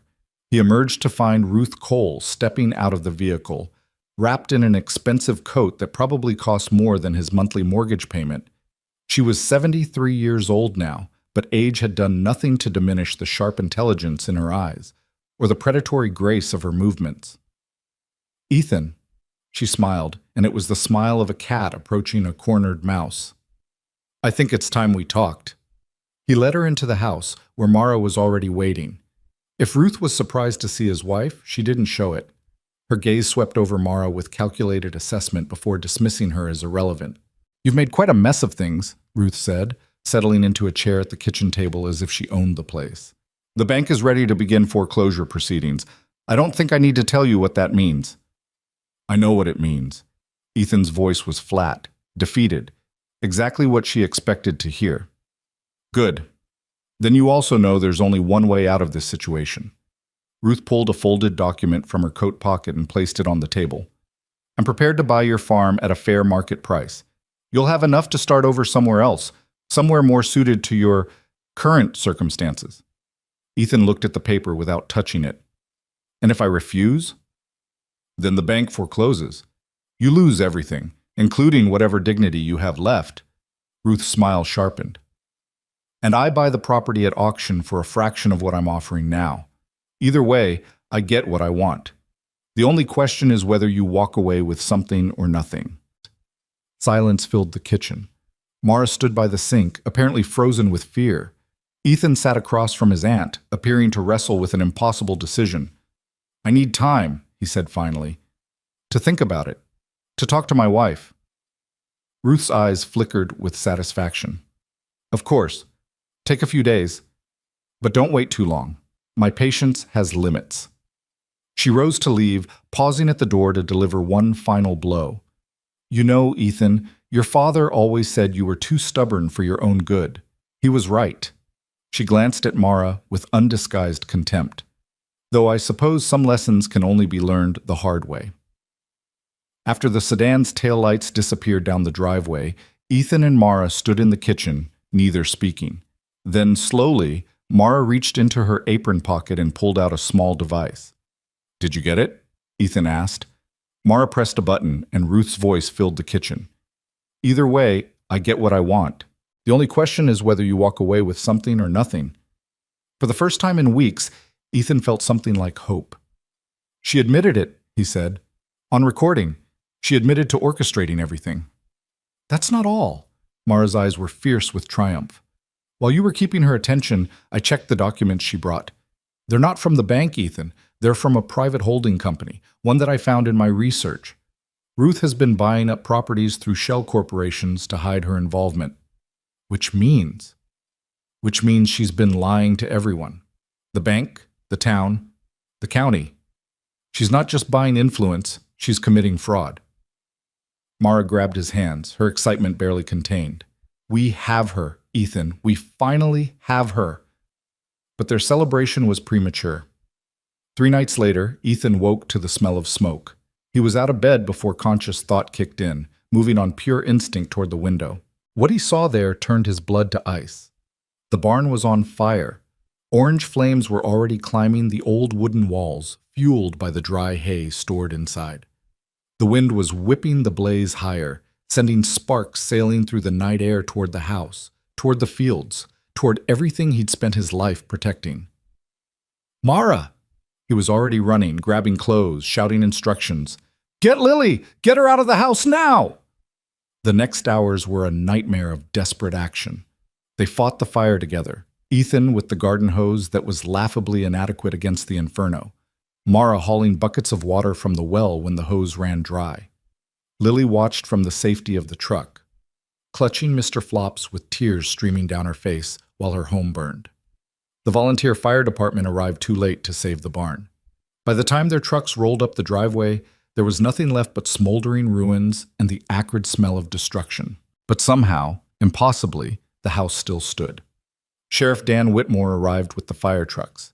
He walked through the wreckage with an expression that told Ethan everything he needed to know. "This wasn't an accident," Dan said quietly, showing Ethan something he'd found near the barn's foundation. It was a can, the kind used to store kerosene. "Ruth," Ethan said, the word tasting like ash in his mouth. "Maybe, probably, but proving it is another matter." Dan looked at the ruins, his jaw tight. "I'll investigate. But you know how this works. She'll have covered her tracks. She always does." Mara appeared at Ethan's side, Lily still sleeping against her shoulder. The little girl had finally cried herself into exhaustion, and Mara had refused to let go of her since. "The recordings," she said to Ethan, her voice raw from smoke and emotion. "The documents. We still have them. We can still fight." But looking at the destruction around him, the barn that had stood for 3 generations, reduced to nothing in a single night, Ethan felt something inside him crack. "Maybe she's right," he said hollowly. "Maybe we should just take her offer, walk away, start over somewhere else." Mara stepped in front of him, her free hand gripping his arm with surprising force. "No." Her voice was steel despite her exhaustion. "No, that's exactly what she wants. She's trying to break you, Ethan. She burned your barn to show you she can destroy everything you love. If you give up now, she wins. Everything we've fought for, everything we've built, it all means nothing. Look around you, Mara. She's already destroying everything." "No, she's destroying things. Buildings. Property." Mara's eyes bored into his. "But she can't destroy us. She can't destroy our family, not unless we let her." Lily stirred against her shoulder, whimpering softly. Mara adjusted her grip, her expression softening as she looked down at the child. "I didn't come here looking for a home," she continued quietly. "I came here looking for survival, but somewhere along the way, this place, this family, became something I never expected, something I'd give anything to protect." She looked back up at Ethan. "I know you're tired, I know you're scared, but I need you to keep fighting, for Lily, for this farm, for us." Ethan stared at her. This woman who had appeared in his driveway 3 months ago with nothing but hope and a letter from a dead man. He saw the strength in her eyes, the fierce determination that had grown stronger with every challenge they'd faced. And he realized something that should have been obvious long ago. He wasn't fighting alone anymore. Maybe he never had been. "Okay," he said finally. "Okay. We keep fighting." Mara's smile was tired but triumphant. "Together. Together." The dawn was breaking over the ruined barn, painting the sky in shades of pink and gold. It should have felt like defeat. The smoke still rising, the destruction still fresh, the battle far from over. But somehow, standing in the ashes with his daughter in Mara's arms and the woman he was learning to love beside him, Ethan felt something he hadn't felt in years. Hope. Not the fragile, desperate hope of a man with nothing left to lose, but the steady, quiet hope of someone who had found something worth fighting for. Whatever came next, they would face it together. The aftermath of the fire left scars that went deeper than the blackened earth where the barn once stood. For 3 days, Ethan didn't sleep. He moved through the wreckage like a ghost, salvaging what little could be saved, cataloging what had been lost. The cattle had survived. They'd been in the far pasture that night, a stroke of luck that felt almost miraculous. But the equipment stored in the barn was gone. The tractor, the plowing attachments, the feed stores that were supposed to last through winter, decades of accumulated tools and memories reduced to twisted metal and ash. Mara watched him from the kitchen window, her heart aching with every slow, defeated step he took. She'd tried to help at first, but Ethan had waved her away with a gentleness that somehow hurt worse than anger would have. He needed to do this alone, she understood. He needed to touch every piece of destruction, to let the reality of it settle into his bones before he could figure out how to move forward. Lily sensed the change in her father. She'd become quieter since the fire, clinging to Mr. Flops with white-knuckled intensity, watching Ethan with those 2 old eyes that seemed to understand more than any 4-year-old should. At night, she crawled into Mara's bed instead of her own, seeking warmth and comfort that Ethan was too broken to provide. "Is Daddy going to be okay?" she whispered one evening, her small body pressed against Mara's side. Mara stroked her dark curls, searching for words that wouldn't be lies. "Your daddy is very strong, sweetheart. He's just sad right now. Sometimes when bad things happen, we need time to feel sad before we can feel better." "The fire was bad." "Yes, it was very bad." Lily was quiet for a moment, her breathing evening out in a way that made Mara think she'd fallen asleep. But then her small voice came again, barely audible in the darkness. "Did someone make the fire happen?" Mara's hand stilled on Lily's hair. She thought about lying, about protecting this child from the ugly truth of what adults were capable of. But something in Lily's question, the careful way she'd asked it, as if she already suspected the answer, made Mara choose honesty. "We think so, baby. We think someone did a very bad thing." "Why would someone do that?" "Because sometimes people want things so badly that they forget how to be good. They forget that hurting others is never okay, no matter what you want." Lily absorbed this with the solemnity of a child processing information that didn't fit her understanding of the world. "Will they get in trouble?" "I hope so." Mara pulled her closer, pressing a kiss to the top of her head. "I really, really hope so." On the fourth day after the fire, Ethan finally came inside. He stood in the kitchen doorway, covered in soot and exhaustion, looking at Mara with eyes that had aged a decade in less than a week. She set down the dish she'd been washing and waited, giving him the space to speak when he was ready. "I found something," he said. His voice was hoarse, raw from smoke and silence. "In the ruins, near where the fire started." He held out his hand. In his palm lay a small metal object, blackened but still recognizable. A cigarette lighter, the expensive kind with initials engraved on the side. "R.C.," Mara read aloud, her pulse quickening. "Ruth Cole." "It's not proof, not on its own. Anyone could have dropped it there, and she'll say it was stolen or lost." Ethan's jaw tightened. "But I know it's hers. I've seen her use this lighter 100 times at family gatherings, back when we still pretended to be a family." "Then we add it to the evidence we already have." Mara moved toward him, taking the lighter carefully from his hand. The recordings, the financial documents. Now this, piece by piece, we're building a case. A case for what? The despair in Ethan's voice cut through the air like a blade. "The sheriff said it himself. Proving anything against Ruth is almost impossible. She's been covering her tracks for decades. She has people everywhere.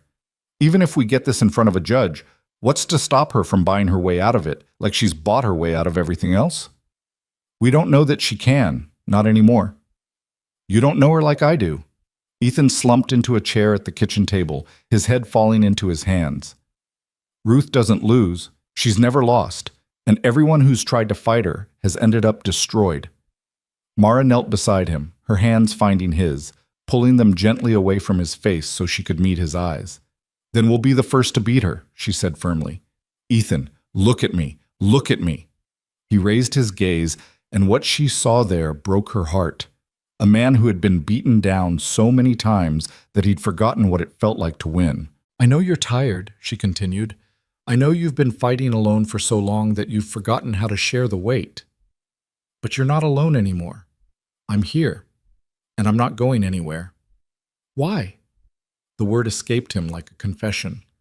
"Why are you still here? You could leave. Start over somewhere else. Find a life that doesn't involve barn fires and crazy aunts and a man who can't even protect his own family." "Because this is my family now." Mara's voice cracked slightly, but she pushed through. "Because 3 months ago, I showed up at your door with nothing, and you gave me everything. A home, a purpose, a daughter who calls me mama when she forgets to be careful." She squeezed his hands tighter. "I didn't come here looking for love, Ethan, but I found it anyway, and I'm not letting go just because things got hard." Ethan stared at her, something shifting behind his eyes. For a long moment, neither of them moved, neither of them breathed. The kitchen was silent except for the ticking of the old clock on the wall, the same clock that had measured time in this house for 3 generations. "Mara," he whispered. And then, before she could respond, he leaned forward and kissed her. It It wasn't like the careful, practical contact they'd shared before. The brief touches, the held hands, the gestures of partnership rather than passion. This was something else entirely. This was desperate and tender and achingly real. The kiss of a man who had forgotten how to feel until this moment, when feeling became impossible to avoid. When they finally broke apart, Ethan pressed his forehead against hers, his breathing ragged. "I love you," he said, and the words sounded like they'd been ripped from somewhere deep inside him. "I don't know when it happened. I don't know how. But I love you, Mara, and I need you to know that before whatever comes next." Mara's tears spilled over, trailing down her cheeks as she smiled through them. "I love you too.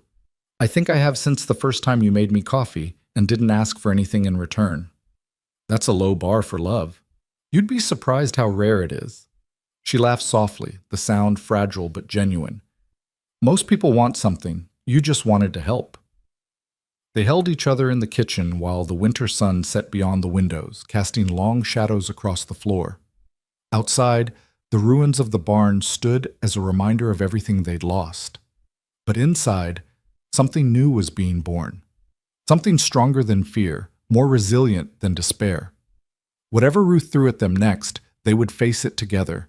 And for the first time since the fire, Ethan believed they might actually survive. The peace lasted exactly 6 days. It was Mara who noticed the clouds first. She'd grown up in the Midwest, and she knew what that particular shade of gray-green meant, the color of a sky preparing to unleash something terrible. "Storm coming," she said to Ethan over breakfast, nodding toward the window. "A bad one, from the looks of it." Ethan studied the horizon, his jaw tightening.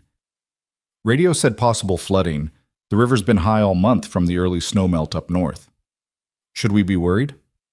"Probably not. We're on high enough ground that the house should be fine, but the lower pasture might flood, and the cattle are down there." He pushed back from the table, reaching for his coat. "I'm going to move them to higher ground, just in case." "I'll help." "No." He crossed to her, cupping her face in his hands with a tenderness that still surprised her every time. "Stay with Lily. Keep the radio on. If things get bad, I need to know you're both safe." Mara wanted to argue, but she saw the fear behind his practical words. The fire had shaken something loose in him, a terror of losing the people he loved that went beyond rational thought. If staying inside would give him peace of mind, she could do that much. "Be careful," she said, rising on her toes to kiss him. "Come back to us."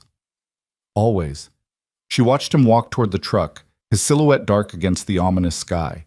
The wind was picking up now, carrying the scent of rain and something else, something electric and dangerous that made the hair on her arms stand up. The storm hit an hour later, and it was worse than anything Mara had ever seen.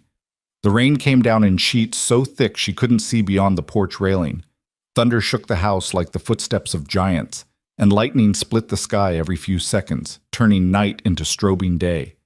Lily screamed at the first crack and buried herself in Mara's arms, trembling uncontrollably. "It's okay, baby. It's just a storm. We're safe inside." Mara's voice was steady even as her heart raced.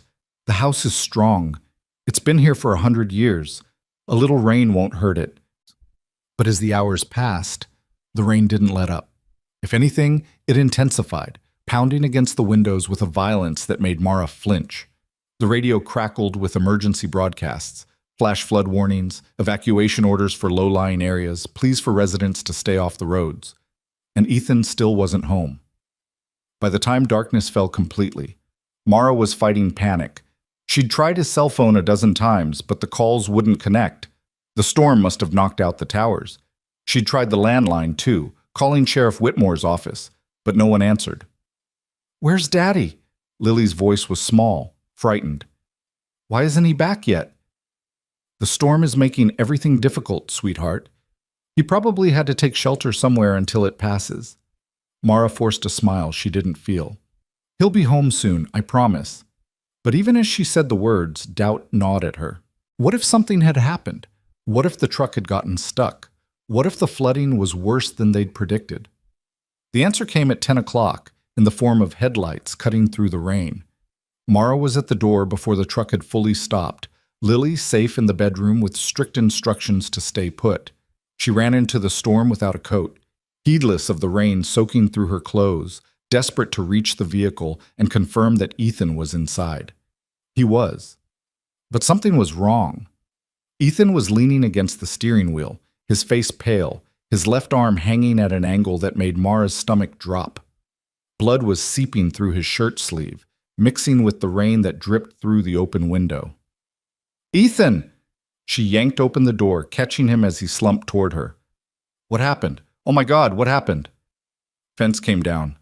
His voice was thready, weak. "Tried to fix it. Metal caught me. Stupid mistake." He was trying to make light of it, but Mara could see the wound now, a deep gash running from his shoulder to his elbow, the flesh torn and ragged. It needed stitches. It needed a hospital. But the hospital was 45 minutes away in good conditions, and these conditions were anything but good. "Can you walk?" she asked, already pulling his good arm over her shoulders. "Think so." Together they stumbled through the rain toward the house. Ethan was heavier than she'd expected, his weight pressing down on her with every step. But adrenaline gave her strength she didn't know she had, and somehow she got him inside, got him to the kitchen table, got him sitting down before his legs gave out completely. "Lily, stay in the bedroom," she called out, grabbing the first aid kit from under the sink. "Daddy's home, but you need to stay in bed, okay? Is Daddy hurt?" "He's fine, sweetheart. I'm taking care of him. Just stay where you are." She turned back to Ethan, whose eyes were starting to glaze over. Shock, she realized. He was going into shock. Hey, look at me." She gripped his chin, forcing him to focus. "Stay with me, Ethan. I need you to stay awake." "Trying." His smile was weak, bloody. "You're beautiful when you're scared. Shut up and let me work." She cleaned the wound as best she could, her hands steady despite the terror screaming through her veins. The cut was deep but clean. No debris that she could see, no severed arteries.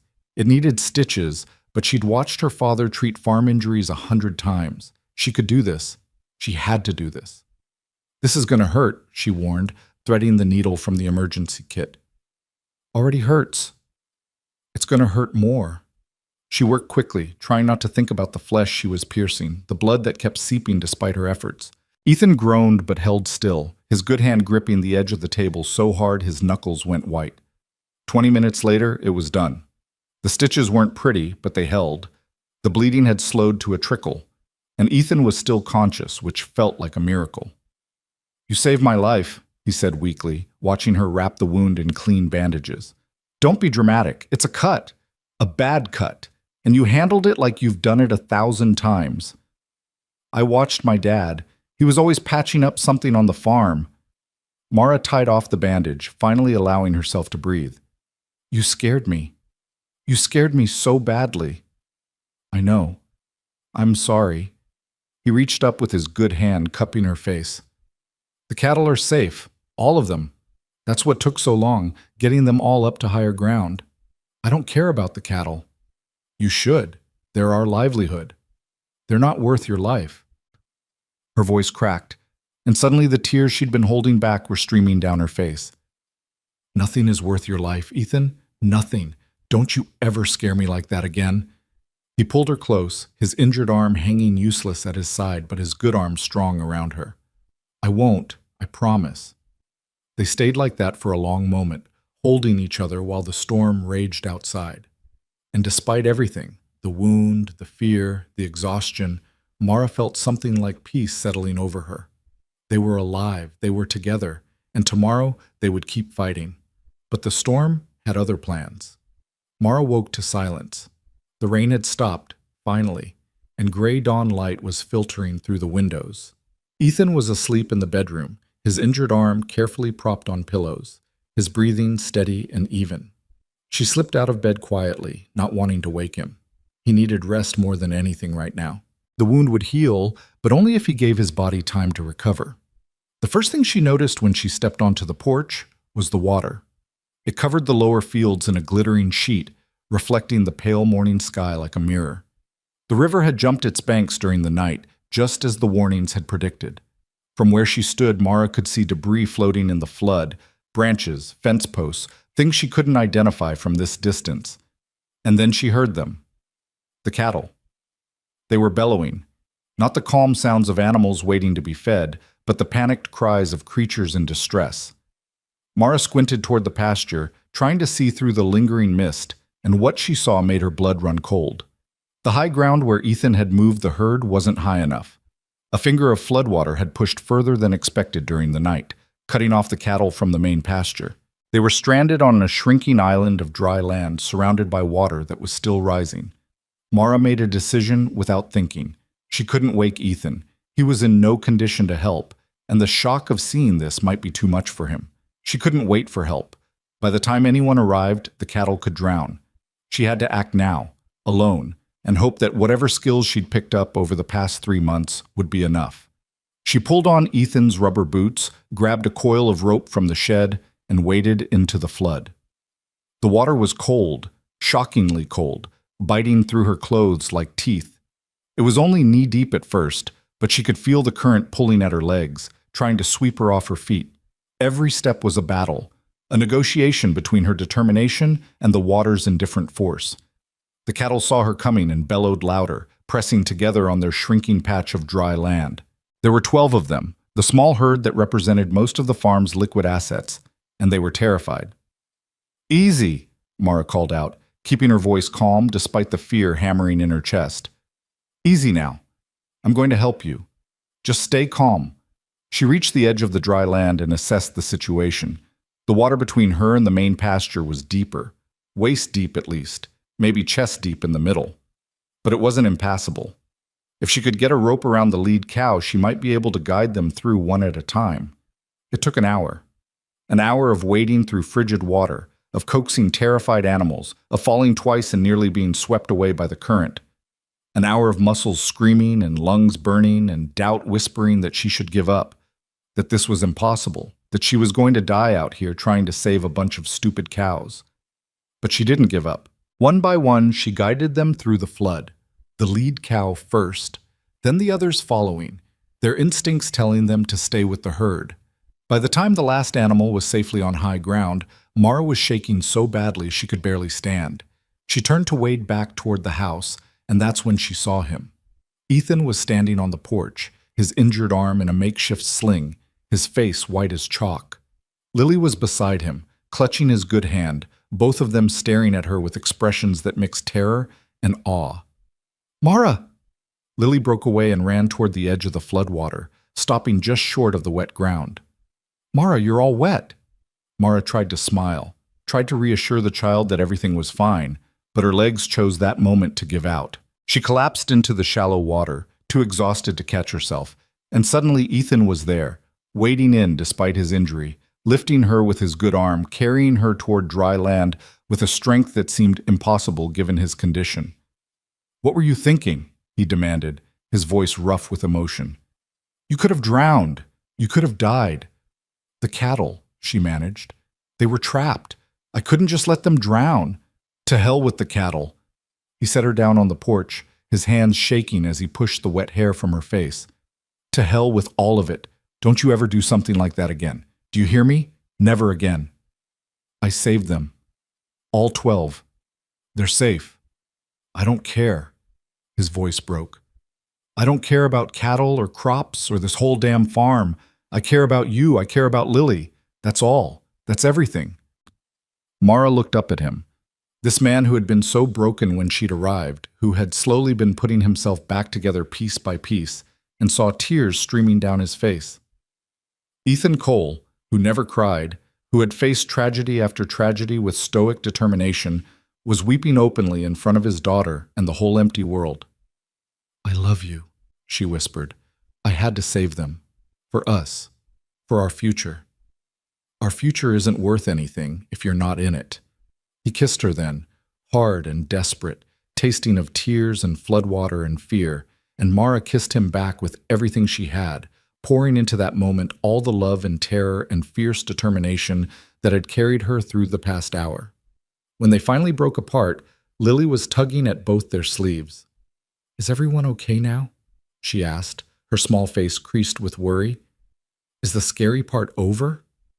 Ethan lifted her into his arms, wincing as his injured shoulder protested. "Yes, sweetheart. The scary part is over. But even as he said the words, Mara saw the doubt in his eyes. They both knew the truth. The scary part wasn't over, not by a long shot.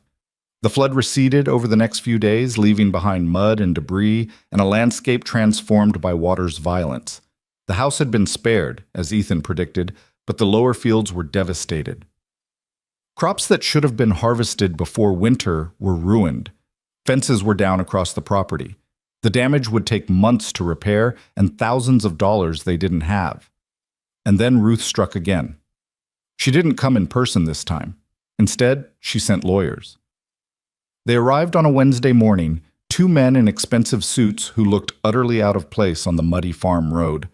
They handed Ethan a thick envelope and explained in careful legal language that Ruth Cole was filing a lawsuit. "A lawsuit for what?" Mara demanded, reading over Ethan's shoulder. "Fraud," the lead lawyer said smoothly. "Our client alleges that Mr. Cole's recent marriage was entered into fraudulently for the purpose of deceiving creditors and avoiding legitimate financial obligations." "That's insane," Ethan said flatly. "Our marriage is legal. We have the certificate." "The legality of the marriage isn't in question. What's in question is the intent." The lawyer's smile was practiced, predatory. "Our client has evidence suggesting that Mrs. Cole was paid to enter into this arrangement, and that the marriage was designed specifically to shield assets from collection." Mara felt the blood drain from her face. "That's a lie. No one paid me anything." "Then you'll have an opportunity to prove that in court." The lawyer handed over another set of papers. "In the meantime, the court has granted a temporary injunction preventing any sale or transfer of property until the matter is resolved." After the lawyers left, Ethan and Mara sat at the kitchen table in stunned silence. The legal documents lay between them like a bomb waiting to explode. "She's trying to freeze us out," Ethan said finally. "If we can't sell anything, we can't raise money to pay the mortgage. And if we can't pay the mortgage, the bank forecloses." Mara's voice was hollow. "Just like she wanted all along. There has to be something we can do, some way to fight this." "With what?" "We don't have money for lawyers. We don't have evidence that proves she's lying." Mara's hands were shaking. "She's thought of everything, Ethan. Every angle, every possible defense. She's been planning this for years." Ethan stared at the papers, his jaw working. Then, slowly, he reached for the phone. "What are you doing?" "Calling the only person who might be able to help." Sheriff Whitmore arrived within the hour. He listened as Ethan and Mara explained the lawsuit, the injunction, the impossible situation Ruth had engineered. His face grew darker with every word. "She's escalating," he said when they finished. "The fire didn't break you, so now she's using the courts. It's classic Ruth. If one weapon doesn't work, try another." "Can you help us?" Mara asked. "You said you had evidence of her bribing officials." "I do, but it's not enough to win a lawsuit. It might be enough to convince a prosecutor to investigate, but that takes time, months, maybe years." Dan shook his head. "Ruth knows that. She's betting you'll be broke and gone before any investigation gets off the ground." "Then what do we do?" Ethan's voice was raw with frustration. "Just give up? Let her take everything?" Dan was quiet for a long moment, thinking. Then he leaned forward, his voice dropping. "There might be another way, but it's risky, and I can't officially endorse it." "We're listening." "Ruth's lawsuit depends on proving that your marriage was fraudulent. That means she needs evidence, documents, witnesses, something concrete." Dan looked between them. "What if you gave her the opportunity to find that evidence? Set a trap, let her think she's winning, and catch her in the act of manufacturing proof." "You want us to bait her," Mara said slowly. "I want you to give her enough rope to hang herself." Dan's eyes were hard. "Ruth's been getting away with this for decades because she's careful. She uses intermediaries, covers her tracks, never gets her own hands dirty. But if she thinks she's close to winning, if she thinks one more push will finish you, she might get sloppy." "And if she doesn't get sloppy?" Ethan asked. "Then you're no worse off than you are now." Dan stood, reaching for his hat. "Think about it, talk it over, but don't take too long. Ruth isn't going to wait, and neither should you." After he left, Ethan and Mara sat in silence for a long time. "It's dangerous," Mara said finally. "Everything is dangerous. Staying here is dangerous. Leaving is dangerous." Ethan reached across the table and took her hand. "But I'm tired of being on defense. I'm tired of waiting for the next attack. Maybe it's time we took the fight to her. Even if it means risking everything? What's left to risk? He gestured around at the damaged farm, the legal papers, the mountain of problems pressing down on them. Ruth has already taken so much. The barn, our peace of mind, our sense of safety. If we don't stop her now, she'll keep taking until there's nothing left. Mara looked at their joined hands, his scarred and calloused, hers still soft but stronger than they'd been 3 months ago. She thought about everything they'd survived since she'd arrived at this farm with nothing but hope and a letter from a dead man. "Okay," she said. "Let's do it. Let's set a trap." The plan took shape over the next week. They started by playing the roles Ruth expected. A defeated couple, broken by circumstance, ready to surrender. Ethan met with the bank and made a show of requesting an extension on his payments. Mara went into town and let slip, within earshot of known gossips, that they were considering Ruth's offer to buy the farm. The whispers spread like wildfire, just as they'd hoped. Meanwhile, Sheriff Whitmore quietly reached out to contacts, a forensic accountant who owed him a favor, a journalist at the regional paper who had been looking for a story about corruption in rural Nebraska, a former prosecutor who still remembered what justice was supposed to look like. They were building a web, and Ruth was walking straight into it. The break came on a cold night in mid-December. Ethan had gone to bed early, his shoulders still healing, exhaustion pulling him under almost as soon as his head hit the pillow.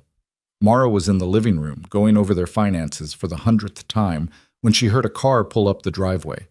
Her heart stuttered. They weren't expecting anyone, and uninvited visitors at this hour were never good news. She reached for the shotgun Ethan kept by the door. She'd learned to shoot over the past weeks, one of many skills necessity had forced upon her, and moved to the window. The car was unfamiliar, dark, expensive, the kind of vehicle that didn't belong on a farm road at 10 o'clock at night. The driver's door opened and a man stepped out. Mara didn't recognize him at first. He was in his 50s, well-dressed, with the confident posture of someone accustomed to authority. But as he walked toward the house, something in his gait, something in the set of his shoulders, triggered a memory. She opened the door before he could knock, the shotgun held loosely but visibly at her side. "Mrs. Cole?" The man's voice was calm, unthreatening. "My name is Thomas Reeves. I'm Ruth Cole's attorney. May I come in?" "It's late. Whatever you have to say can wait until morning." "I'm afraid it can't." Reeves glanced at the shotgun, then back to her face. "I'm not here on Ruth's behalf, not exactly. I'm here because I have information that might save your farm." Mara studied him, searching for deception. Why would Ruth's own lawyer want to help us? "Because I've worked for Ruth Cole for 15 years, and I've watched her destroy good people for reasons that have nothing to do with justice." Reeves's voice dropped. "And because I have a daughter about your age, and I keep imagining how I'd feel if someone did to her what Ruth is doing to you." Something in his tone rang true. Mara hesitated, then stepped aside. "You have 5 minutes." She didn't wake Ethan. If this was a trap, she wanted to spring it herself, to protect him from whatever came next. But as Reeves sat at the kitchen table and began to talk, she realized this wasn't a trap at all. It was a lifeline. "Ruth has been cooking the books for years," Reeves explained, pulling documents from his briefcase. "Not just the payments to local officials, that's just the tip of the iceberg. She's been running a scheme that involves forged property deeds, fraudulent insurance claims, and money laundering through the shell companies your husband discovered." Mara stared at the papers. "Why are you showing me this?" "Because I'm tired." Reeves' voice was heavy with something that sounded like guilt. "I've spent 15 years helping Ruth Cole hurt people, telling myself it was just business, that everyone does it, that I was just doing my job. But this," he gestured at the documents, "this is different. This isn't business. This is personal. She's not trying to acquire your farm because it's profitable. She's trying to destroy your husband because he beat her once, and she can't stand the thought of losing twice. So you're betraying her." "I'm making amends. Or trying to." Reeves pushed the documents toward her. "This is everything. Financial records, correspondence, proof that she ordered the fire at your barn, proof that she's been paying Patricia Mercer to manufacture the fraud allegations against you." He met her eyes. "It's enough to not only dismiss her lawsuit, but to send her to prison. Mara's hands were shaking as she picked up the papers. Why now? Why come forward now? Because she's planning something worse. Reeves's voice dropped to barely above a whisper. She has people watching your farm. She knows you're vulnerable, and she's decided that if legal pressure won't work, she'll try something more direct. More direct? Mara felt ice forming in her stomach. What does that mean?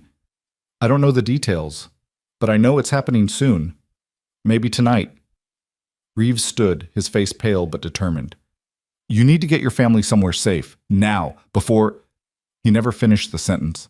The sound of shattering glass cut through the night, followed by a rush of cold air that told Mara the front window had been broken. She was on her feet in an instant, the shotgun in her hands, her body moving before her mind could catch up. Ethan, she screamed. Ethan! But Ethan was already awake, already moving. He appeared in the kitchen doorway, his injured arm still in a sling, a pistol in his good hand. His eyes took in the scene, Mara with the shotgun, Reeves backing toward the far wall, the broken glass glittering on the floor, and understood immediately. Lily, he said. Get Lily, now. Mara ran. She reached Lily's bedroom just as another window shattered somewhere in the house. The little girl was sitting up in bed, clutching Mr. Flops, her eyes wide with terror. Mama, what's happening? I heard loud noises. We have to go, baby. Right now. Don't ask questions, just hold on to me. She scooped Lily into her arms and ran back toward the kitchen, where Ethan was crouched by the door, peering out into the darkness. How many? She asked. At least 2, maybe more. His voice was calm, controlled, the voice of a man who had faced worse and survived. There's a car blocking the driveway. We can't get to the truck. The back door? Covered. They were trapped. And then, in the distance, Mara heard the most beautiful sound in the world. Sirens. They grew louder, closer, until red and blue lights were painting the walls of the farmhouse. Sheriff Whitmore's voice boomed through a loudspeaker, ordering everyone to stand down, and suddenly the night was full of shouting and running footsteps and the sounds of chaos turning into order. It was over in minutes. When they finally stepped outside, 3 men were being loaded into the back of patrol cars, men Mara didn't recognize, hired muscle with dead eyes and lawyers already on the way. Sheriff Whitmore was standing by his cruiser, speaking urgently into his radio, his face grim but satisfied. Anonymous tip, he explained when Ethan approached. Someone called in that there was going to be trouble at your place tonight.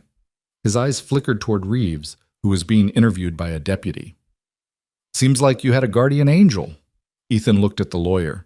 This man who had served Ruth Cole for 15 years and had finally found the courage to do the right thing, and felt something like gratitude mixing with the adrenaline still coursing through his veins. What happens now? Mara asked, Lily still clutched in her arms. Now we take these gentlemen into custody and have a very long conversation about who hired them and why. Whitmore's smile was predatory. And then, Mrs. Cole, I believe we're going to have an even longer conversation with your husband's aunt. He tipped his hat and walked away, leaving Ethan and Mara standing in the flashing lights, their daughter safe between them. It's over, Mara whispered. Is it really over? Ethan pulled them both close, his good arm wrapped around his family with fierce protectiveness. He thought about everything they'd survived, the fire, the flood, the legal attacks, this final desperate assault, and felt something he hadn't felt in years. Not just hope. Certainty. Not yet, he said quietly. But it will be soon. And when it is, Ruth Cole will never hurt anyone again. In the distance, the first light of dawn was breaking over the Nebraska plains.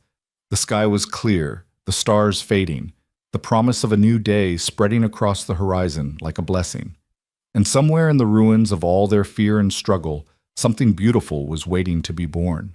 The days following the attack passed in a blur of police interviews, legal consultations, and sleepless nights. Sheriff Whitmore had been true to his word. The 3 men arrested at the farm were processed and interrogated with a thoroughness that would have impressed federal investigators. One by one, their stories cracked under pressure. Each revelation leading to another thread in the web Ruth Cole had woven around Ethan's life. The first man to break was a local handyman named Carl Jessup, a man Ethan vaguely remembered from town, someone who'd always seemed down on his luck and desperate for work.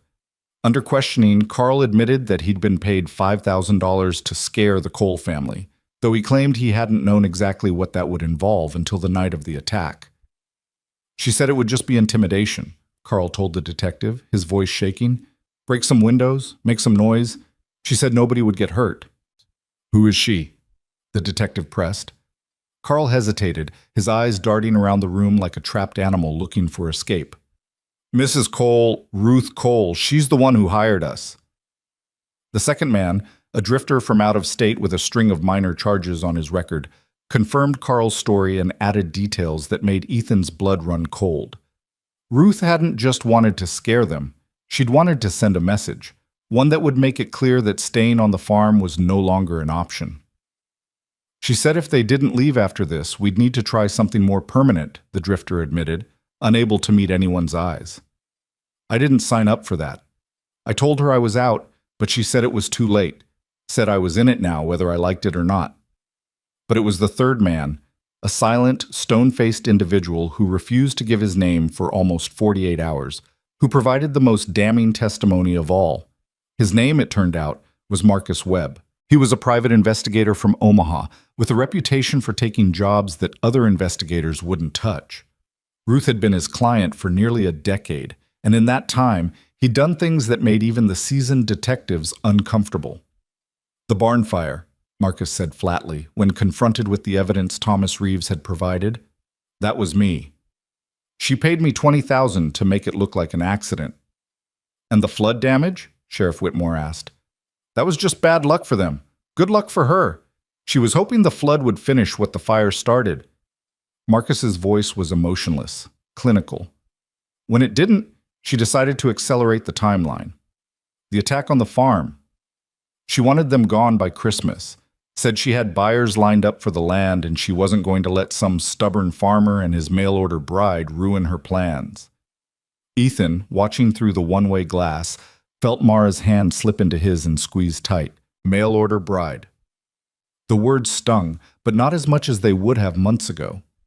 He knew the truth of what they had built together. Ruth's poison couldn't touch that anymore. There's more, Marcus continued, his eyes fixed on the table in front of him. Things I've done for her over the years. Properties she's stolen. People she's destroyed. I kept records.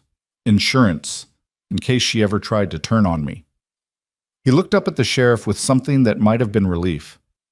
I'll give you everything. Every document, every recording, every piece of evidence I've collected. In exchange for immunity on the lesser charges. Sheriff Whitmore leaned back in his chair, considering. That depends on what you've got. Enough to put Ruth Cole away for the rest of her life. The next few weeks were a whirlwind of legal proceedings and media attention. Marcus Webb's records proved to be everything he'd promised and more. There were financial documents showing decades of fraud, money laundering, and tax evasion. There were recordings of Ruth giving orders that would make any prosecutor salivate. There were photographs, contracts, and correspondence that connected her to crimes spanning 3 counties and nearly 30 years. Combined with Thomas Reeves's testimony and the evidence Mara had painstakingly gathered over the months, the case against Ruth Cole was airtight. The regional newspaper, tipped off by Sheriff Whitmore's journalist contact, ran a front-page story that sent shockwaves through the community. Local matriarch accused of decades-long crime spree, the headline screamed, accompanied by a photo of Ruth being escorted into the county courthouse in handcuffs. The town of Millbrook, which had whispered about Ethan and Mara for months, suddenly found itself reassessing everything it thought it knew. I can't believe it, Martha Henderson said to anyone who would listen at the deli counter she'd once refused to serve Mara from. Ruth Cole, of all people, she seemed so respectable. She donated to the church fund every year, someone else added. Never missed a community event. Goes to show you can't judge a book by its cover, old Tom from the feed store muttered. That poor Cole boy. Everything he's been through, and we all just stood by and watched. The guilt rippled through the community like waves from a stone dropped in still water. People who had shunned Ethan started stopping by the farm to offer help. Businesses that had refused his patronage suddenly had everything he needed in stock. Even Patricia Mercer from the bank, facing her own legal troubles for her role in Ruth's schemes, sent a handwritten letter of apology that Mara read aloud to Ethan with barely concealed satisfaction. She says she's deeply sorry for any inconvenience she may have caused, Mara reported, her voice dripping with sarcasm. And she hopes we can put this unfortunate situation behind us. Inconvenience? Ethan shook his head. She tried to take our home, and she calls it an inconvenience. At least she's losing her job. The bank fired her yesterday, according to the paper. Good. It wasn't forgiveness. Ethan wasn't ready for that. Might never be. But it was something. Justice, maybe.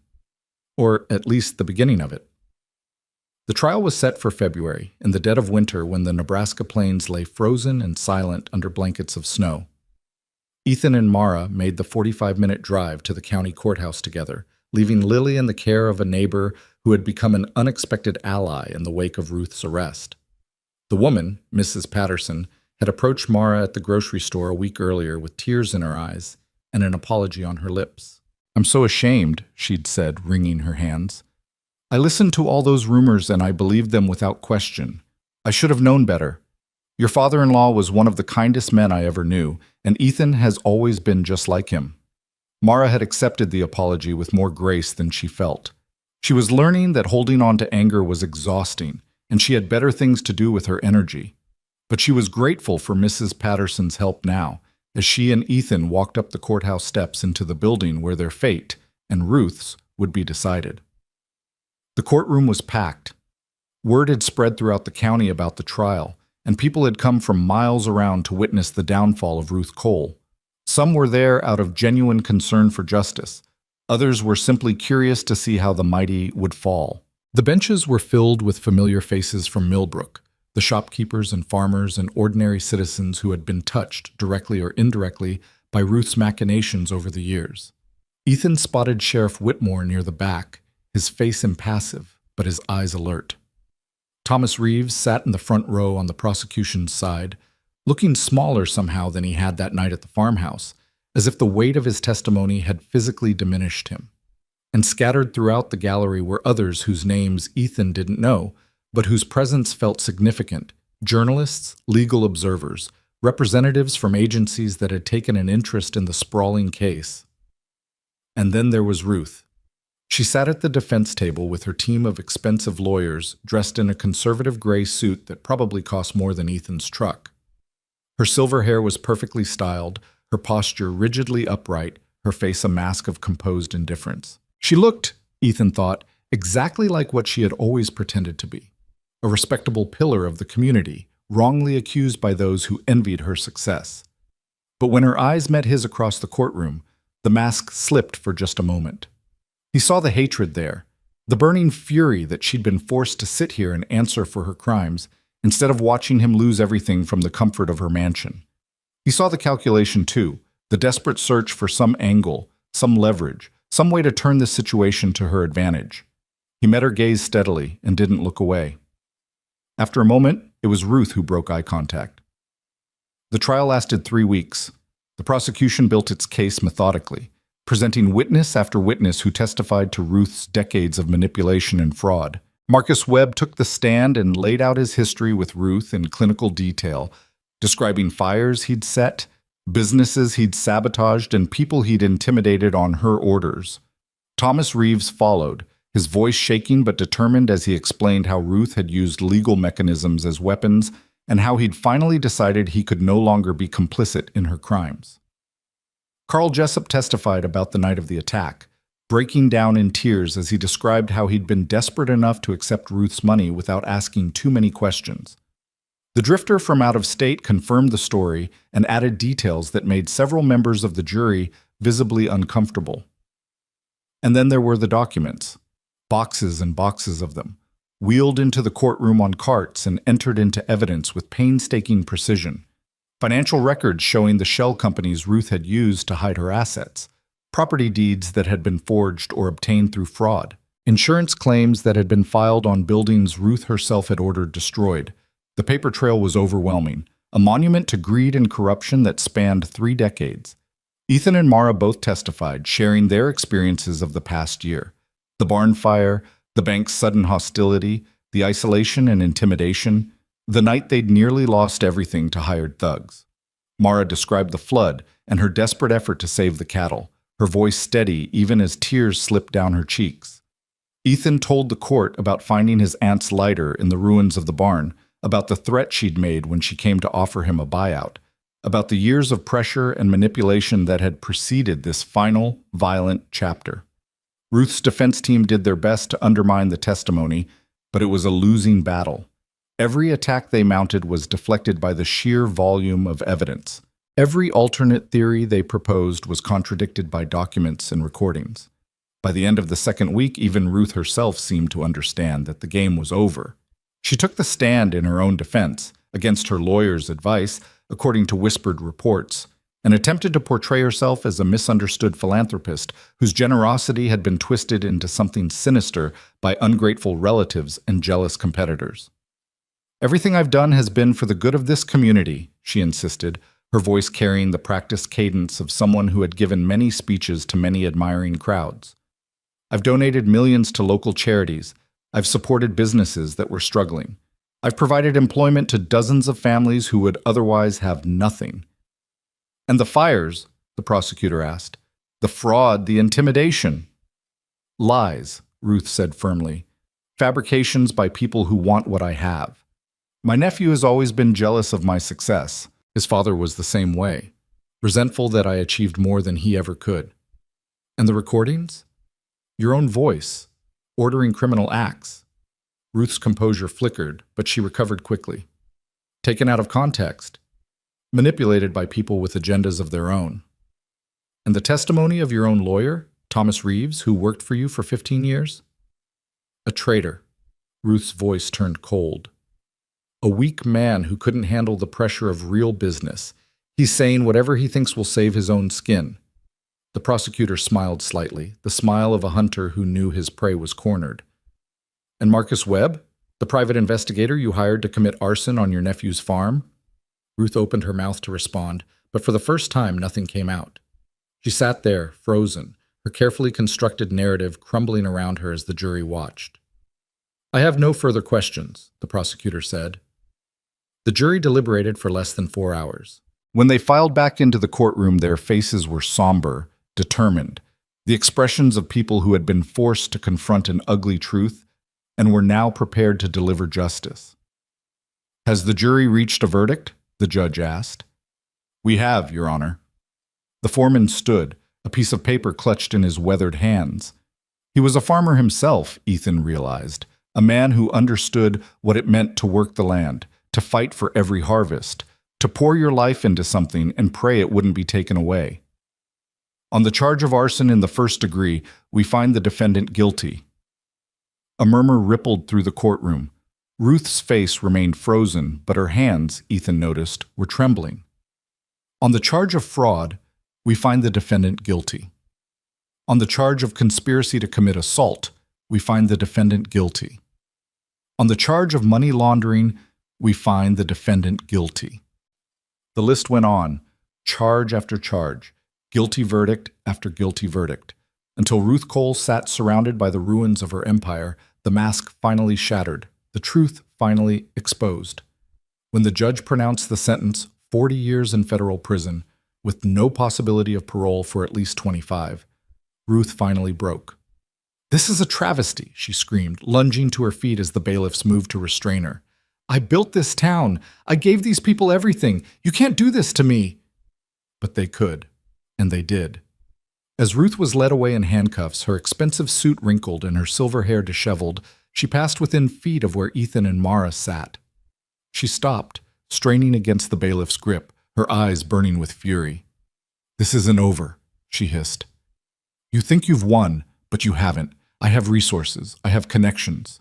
I'll be out before you know it, and when I am, ma'am, you need to come with us," one of the bailiffs said firmly, pulling her toward the door. But Ruth wasn't finished.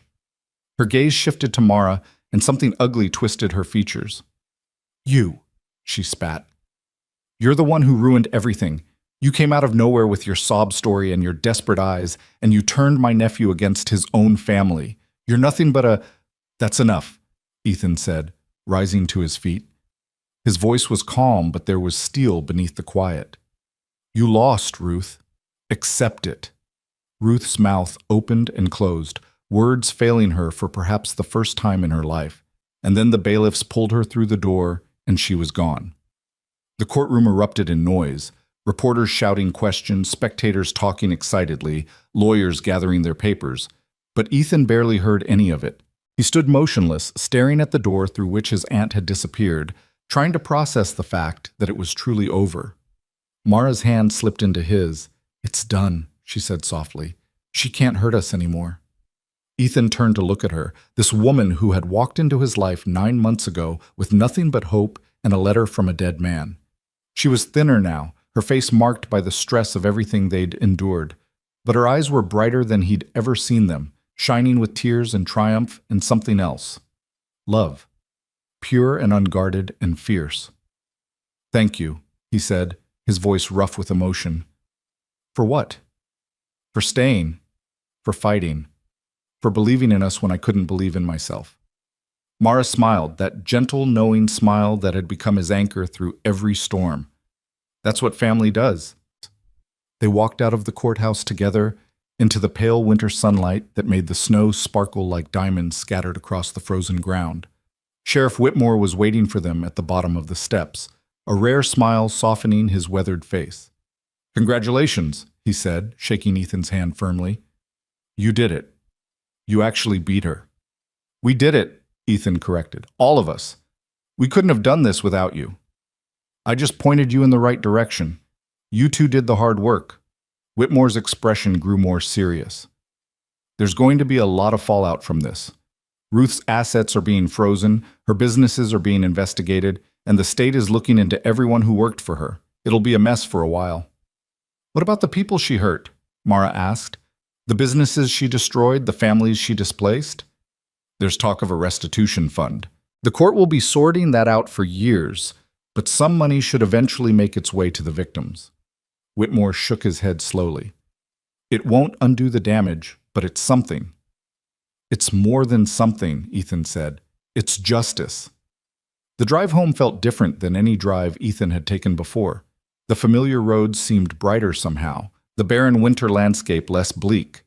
They passed through Millbrook, where people on the streets actually waved at them. Genuine waves of acknowledgement and respect, not the suspicious glances of months past. The grocery store had a sign in the window that read, "Congratulations, Cole family," and the diner next door had another one that said, "Justice served." "Small towns," Mara murmured, shaking her head in wonder. "Yesterday they hated us. Today we're heroes." "They never hated us. They were just scared." Ethan reached across to take her hand. Ruth had this whole community under her thumb for decades. They didn't know who to trust, so they trusted no one. And now? Now they know the truth, and truth has a way of changing things. They reached the farm as the sun was beginning its slow descent toward the horizon, painting the sky in shades of orange and pink. The house stood solid and welcoming against the winter backdrop, smoke curling from the chimney where Mrs. Patterson had kept the fire burning. And in the driveway, a small figure was bouncing with barely contained excitement. "Daddy! Mama!" Lily shrieked, launching herself off the porch before the truck had fully stopped. "Mrs. Patterson said I could stay up late because today is a special day. She said you beat the bad lady, and now everything is going to be okay. Is that true? Is everything going to be okay now?" Ethan caught her in his arms, lifting her high before pulling her close. "Yes, sweetheart. Everything is going to be okay now. Forever and ever? Forever and ever." Mara joined them, wrapping her arms around both of them until they formed a single unit of warmth and love in the cold winter air. Lily giggled, squirming between them, her voice muffled against Ethan's chest. "This is my favorite hug," she announced, "the 3-person hug. It's the best kind." "I think you're right," Mara said, her voice thick with emotion. "It is the best kind." They stood there for a long moment, not speaking, not needing to. Around them, the farm stretched out in all directions. The fields that had been in Ethan's family for 3 generations. The house that had weathered storms both literal and metaphorical. The land that had almost been taken from them and was now, finally, truly theirs. Mrs. Patterson appeared on the porch, wiping her hands on her apron. "I've got supper on the stove," she called out. "Figured you'd be hungry after that long day. And I made pie, apple, from the recipe my grandmother taught me. Come inside before you all freeze to death." The meal that followed was the first truly peaceful dinner the Cole family had shared in months. There were no shadows hanging over them, no threats lurking just out of sight. They ate and laughed and talked about ordinary things, what Lily had done that day, how the cattle were faring in the cold, whether the weather would warm up before spring planting season. After dinner, Ethan built up the fire while Mara settled Lily on the couch with Mr. Flops for their nightly reading ritual. Mrs. Patterson took her leave with promises to check in tomorrow. And suddenly, it was just the three of them. A family, complete and whole, in a way that would have seemed impossible a year ago. "Daddy?" Lily's voice was sleepy, her eyes already drooping as Mara read from the well-worn picture book. "Can I ask you something?" "Anything, sweetheart." "Are you happy now?" The question caught Ethan off guard. He looked at his daughter, this child who had lost so much, who had been through so much, who still somehow managed to see the world with hope and wonder, and felt his heart swell almost painfully. "Yes," he said softly. "I'm very happy now." "Because we beat the bad lady?" "That's part of it, but mostly because I have you, and because I have Mama." He glanced at Mara, who was watching him with glistening eyes. "Because we're a family. That's what makes me happy." Lily considered this with the solemnity of a child working through an important thought. "I'm happy too," she declared finally. "I'm the happiest I've ever been in my whole life." "That's a lot of happy," Mara said, smiling. "It's the most happy there is." Lily yawned enormously, her eyes fluttering closed. "I want to be this happy forever." "Then we'll do our best to make that happen," Ethan promised. Later, after Lily was asleep and the house was quiet, Ethan and Mara sat together on the porch despite the cold. They were bundled in blankets, cups of hot cocoa warming their hands, watching the stars emerge one by one in the crystal-clear winter sky. "I keep waiting to wake up," Mara admitted softly, "to find out this was all a dream and Ruth is still out there, still trying to destroy us." "She's not. She's going to spend the rest of her life in prison, surrounded by concrete walls instead of the empire she spent decades building." Ethan shook his head slowly. "I almost feel sorry for her." Mara looked at him sharply. "Sorry for her? After everything she did?" "Not forgiveness. Never forgiveness. But—" He struggled to articulate something he barely understood himself. "Ruth spent her whole life wanting things. Power, money, control. And in the end, what did it get her? An empty mansion and a prison cell.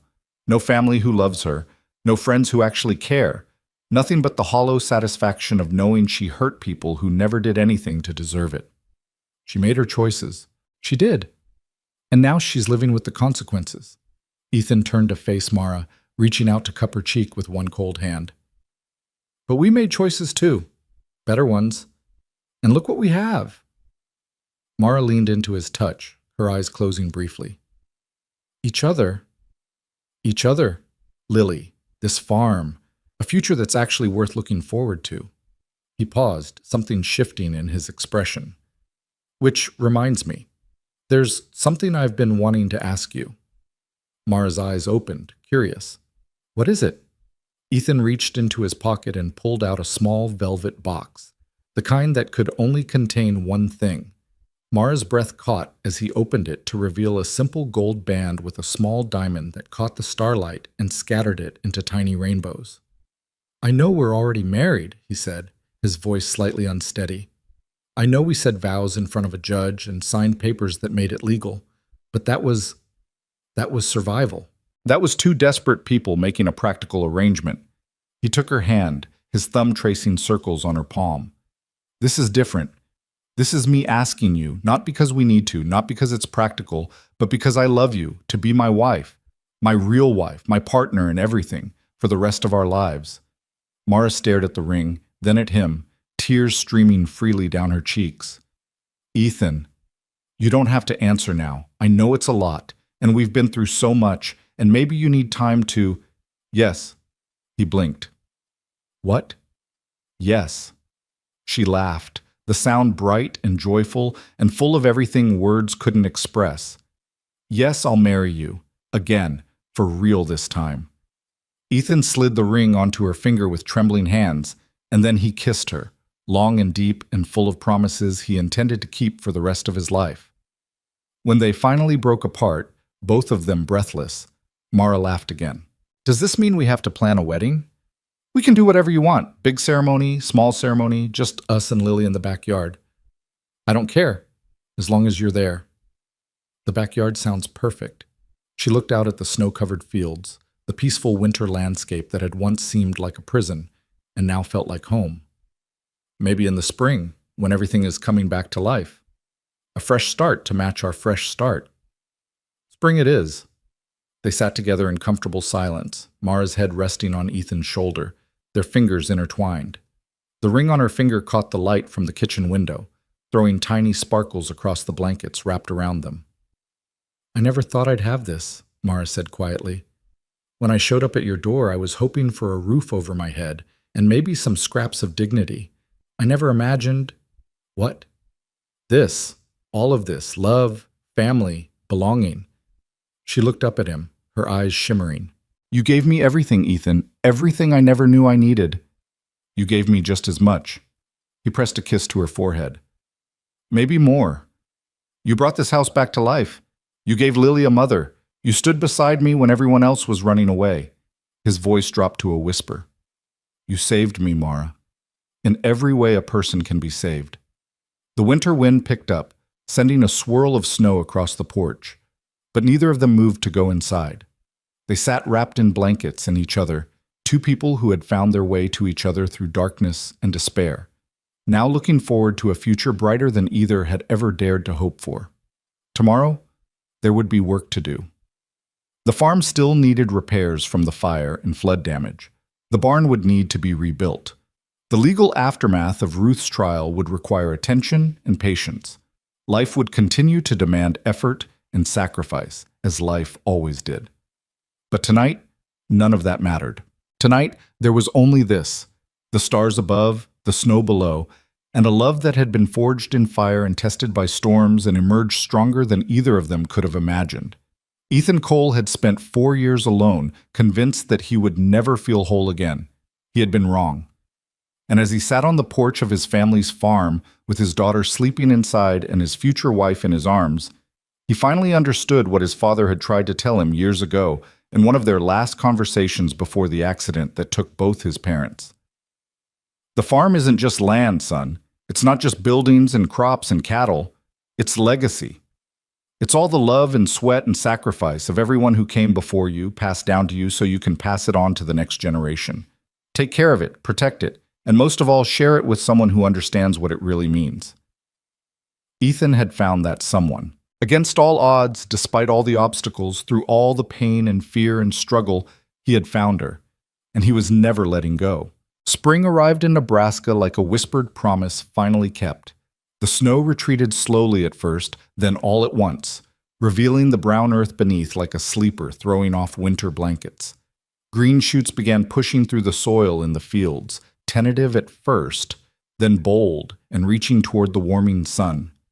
The old oak tree at the edge of the property, the one that had stood sentinel over the farm for over a century, burst into leaf seemingly overnight, its branches filling with the songs of returning birds. And on the Cole farm, everything was changing. The new barn rose from the ashes of the old one, larger and stronger than its predecessor. The insurance money had finally come through. Ruth's conviction had cleared any lingering questions about the fire's origin, and Ethan had hired a crew from town to help with the construction. Men who had once avoided his gaze now showed up early and stayed late, working with a determination that felt like penance. It's the least we can do, old Tom had said when he arrived on the first day of construction, toolbox in hand despite his 70 years. We should have stood by you from the beginning. Maybe if we had, none of this would have happened. Ethan had accepted the help with grace, understanding that the community needed this as much as he did. Healing took many forms, and sometimes it looked like hammering nails and raising walls together. Mara watched the barn taking shape from the kitchen window, her hands resting on the gentle swell of her belly. She was 4 months along now, the pregnancy confirmed just weeks after Ruth's trial had ended. The timing had seemed almost miraculous, as if the universe had been waiting for the storm to pass before offering this new blessing. "You're going to wear a hole in that floor," Ethan said, coming up behind her and wrapping his arms around her waist.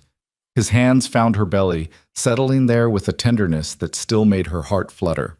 "The barn will still be there tomorrow, and the day after." "I know, I just like watching it grow." She leaned back into his embrace. "Like watching our future take shape, piece by piece." Speaking of pieces, Ethan turned her gently to face him. "We need to talk about the wedding," Mara groaned. "I thought we agreed on small and simple." "We did. But Mrs. Patterson has other ideas." He grimaced slightly. "She came by this morning while you were napping. Apparently the whole town wants to help plan the ceremony." "The whole town?" Her words. She had a list. A very long list. Ethan pulled a folded piece of paper from his pocket. Flowers from Henderson's garden, catering from the diner, music from the church choir. Someone named Betty apparently makes wedding cakes and is absolutely insisting on contributing. Mara took the list, scanning it with growing disbelief. "This is a lot." "I told her we wanted something private." She said, and I quote, "After everything that family's been through, they deserve a celebration the whole county can be proud of." She actually said that. Word for word. Then she patted my cheek and told me not to worry about a thing. Ethan shook his head. "I think we've lost control of our own wedding." Mara laughed, a bright, genuine sound that had become more frequent in the months since Ruth's conviction. "Maybe that's okay. Maybe we've been controlling everything for so long that it would be nice to let someone else take the wheel for once." "Even if that someone is Mrs. Patterson?" "Especially if that someone is Mrs. Patterson." Mara rose on her toes to kiss him. "She's been trying to make up for how the town treated us." "Let her, let them all. It's good for everyone." Ethan considered this, then nodded slowly. "You're right, as usual. I'm always right. You should know that by now." "Oh, I do." He pulled her closer, his forehead resting against hers. "I definitely do." The weeks leading up to the wedding passed in a blur of activity and anticipation. True to Mrs. Patterson's word, the community threw itself into the preparations with an enthusiasm that bordered on overwhelming. The women of the town formed impromptu committees, flowers, food, decorations, music, and descended on the farm at regular intervals to discuss progress and debate details. Mara found herself swept up in conversations about color schemes and seating arrangements, about whether lilies were more appropriate than roses, and whether the ceremony should be before or after noon.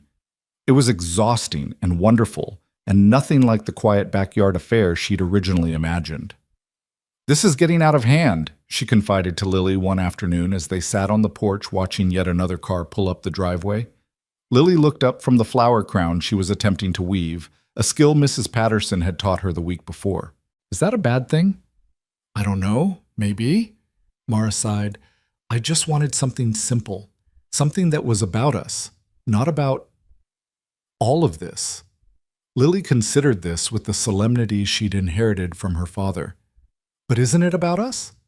All these people are coming because they care about us, because they want to celebrate with us." She held up her lopsided flower crown with evident pride. "I think that's nice." Mara looked at her stepdaughter, this child who had accepted her with open arms, who called her Mama now, without hesitation, who had become the center of her world alongside Ethan, and felt her heart swell. "When did you get so wise?" she asked softly. Lily grinned. "I learned from you." The wedding took place on the first Saturday of May, under the old oak tree where 3 generations of Coles had gathered for celebrations and mournings alike. The day dawned clear and warm, with a gentle breeze that carried the scent of blooming flowers across the farm. Ethan stood beneath the spreading branches in a simple dark suit, watching as guests arrived and took their seats in the rows of white chairs that had appeared overnight, courtesy of the Methodist Church. The turnout exceeded anything they'd expected. Nearly 200 people filled the makeshift seating area and spilled onto the surrounding grass, farmers and shopkeepers, teachers and nurses, families who had known the Coles for generations, and newcomers who had only heard the story secondhand. Sheriff Whitmore was there in his dress uniform, looking uncomfortable but pleased. Even Thomas Reeves had come, sitting quietly in the back row with his wife and daughter, his presence a reminder of how far they'd all traveled to reach this moment. And then the music started. It wasn't the traditional wedding march.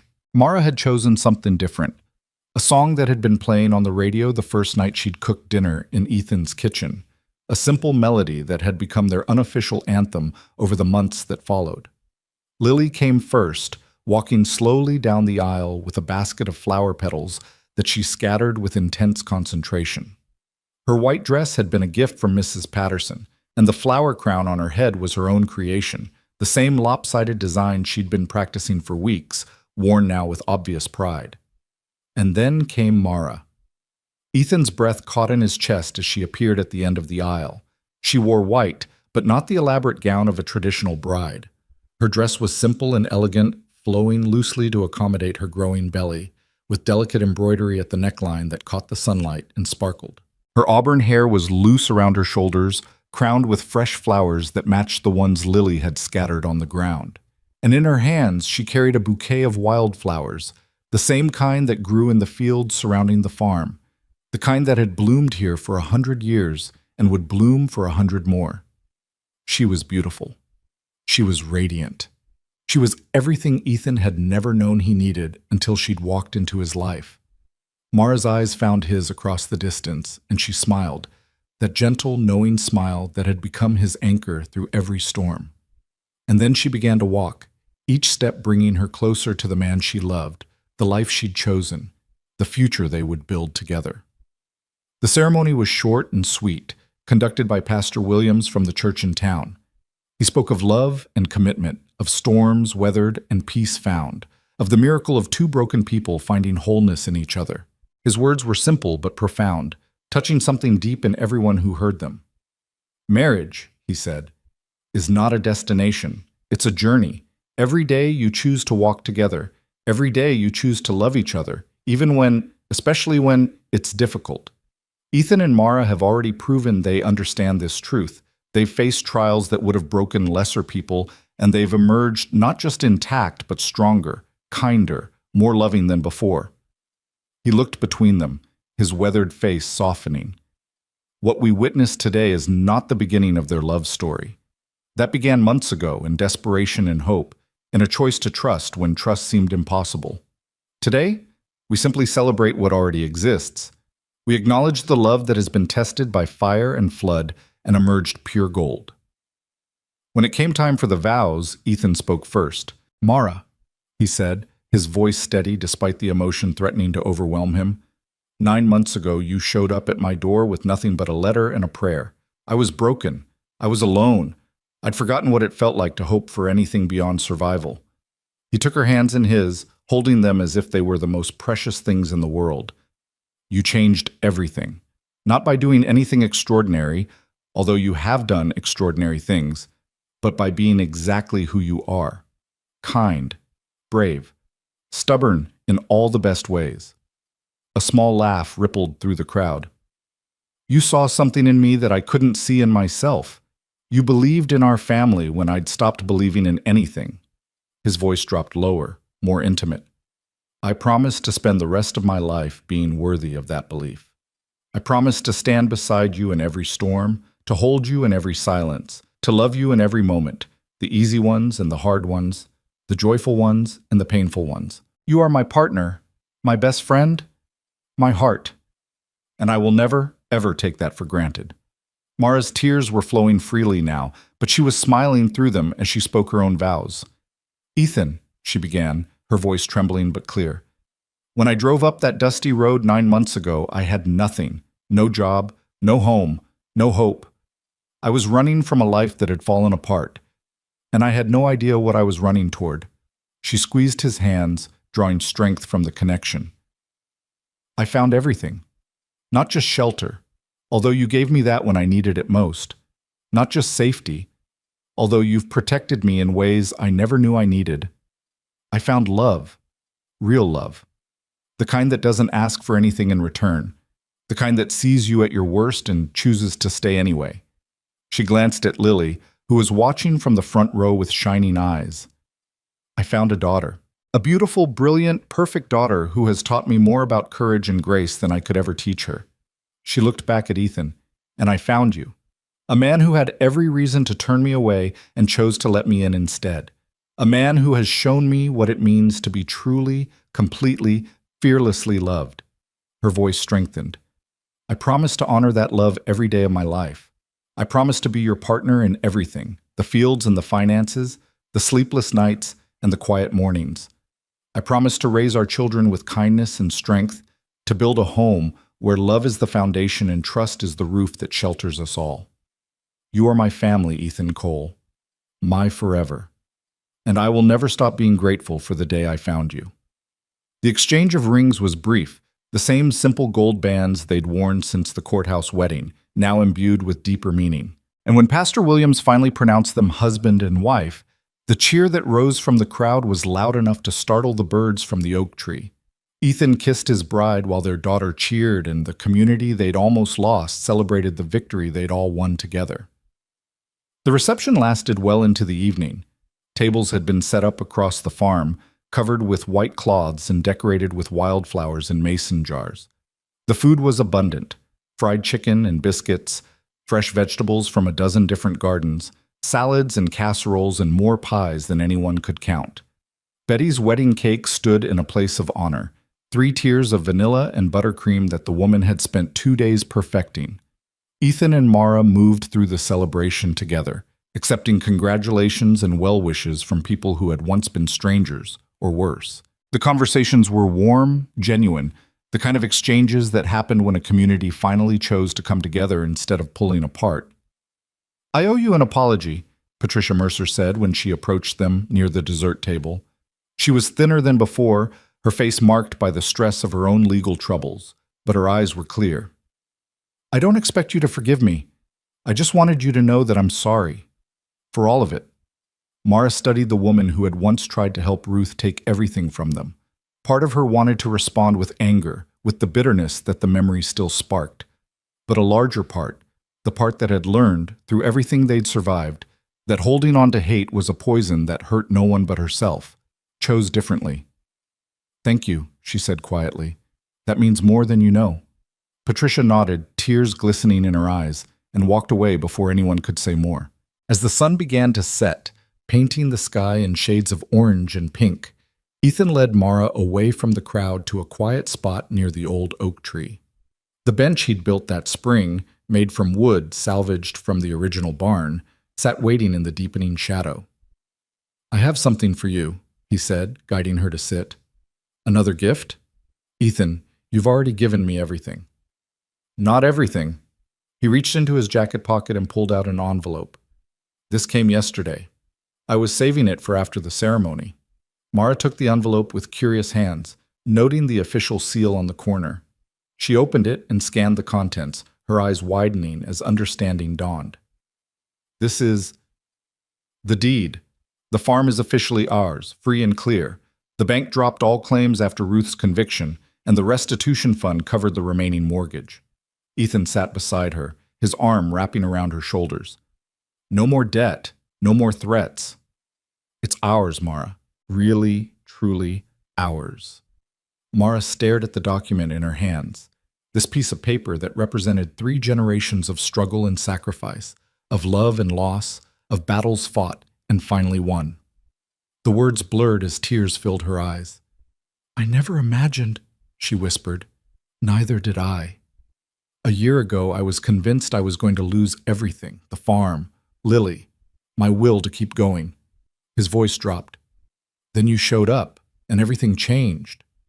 We changed it together." "Yes." He pressed a kiss to her temple. "Together." They sat in comfortable silence as the party continued behind them, the sounds of laughter and music drifting across the farm like a benediction. The oak tree's leaves rustled overhead, and somewhere in the distance a mockingbird began its evening song. "I have something to tell you too," Mara said softly. Ethan looked at her. "What is it?" She took his hand and placed it on her belly, where the gentle swell of new life waited. "I felt the baby move today, for the first time." Her smile was radiant in the fading light. During the ceremony, actually, right when you were saying your vows. Ethan's breath caught. Really? Really? Like they were trying to tell us something. Like they knew this was an important moment and wanted to be part of it. He kept his hand where she'd placed it, waiting, hoping. And then, so faint he might have imagined it, he felt it. A tiny flutter, barely there, like butterfly wings against his palm. I felt it, he whispered, awe thick in his voice. I felt our baby. Our baby. Mara covered his hand with hers. Our family. Our future. They stayed on the bench as the stars emerged overhead, the same stars that had watched over this land for 100 years and would watch for 100 more. Behind them, the celebration gradually wound down, guests departing with hugs and promises to visit, the cleanup beginning in earnest. But Ethan and Mara remained where they were, wrapped in each other and the magnitude of everything they'd survived to reach this moment. Do you ever think about it? Mara asked quietly. About how close we came to losing everything? Sometimes. In the dark moments when the fear comes back. Ethan was honest as he'd learned to be with her. But then I remember what we have now, and I realized that the struggle was worth it. Every bit of it. Even the fire, even the flood, even Ruth. All of it. He turned to face her, his eyes intense in the starlight, because all of it led us here, to this moment, to each other. He paused. To the family we're building. Mara thought about the journey that had brought her to this place, the desperation that had driven her to a stranger's door, the hope she'd carried in the form of her father's letter, the love that had grown from the most unlikely of circumstances. She thought about Frank Bennett, who had seen something neither she nor Ethan could see themselves and had set them on this path with nothing but faith that they would find their way. I wish my father could have been here, she said softly. I think he was. Ethan's voice was gentle. I think he's been here all along, watching over us, guiding us, making sure his promise was kept. Mara felt tears prick her eyes again. Happy tears this time, the kind that came from being overwhelmed by love instead of sorrow. You really believe that? I do. He pulled her closer. He gave me everything, Mara. By sending you to me, he gave me everything. A year later, the summer sun beat down on the Nebraska plains as Ethan Cole walked the path from the farmhouse to the old oak tree. His boots kicked up small clouds of dust with each step, and sweat beaded on his forehead despite the early hour. It was going to be another hot one, the kind of day that made the corn grow tall and the farmers pray for rain. But today, Ethan wasn't thinking about weather or crops or cattle. Today, he was thinking about his family. Lily ran ahead of him, her dark curls bouncing with each stride. At 5 years old, she was all energy and enthusiasm, constantly in motion, constantly asking questions about everything she saw. She'd started kindergarten in the fall and had become something of a celebrity in her class, the girl whose family had taken down the most powerful woman in the county. She didn't understand most of what had happened, of course. She was too young for the full story, too innocent for the ugly details. But she understood the important parts. That bad people had tried to hurt them, that good people had helped them fight back, and that in the end, love had won. That was enough.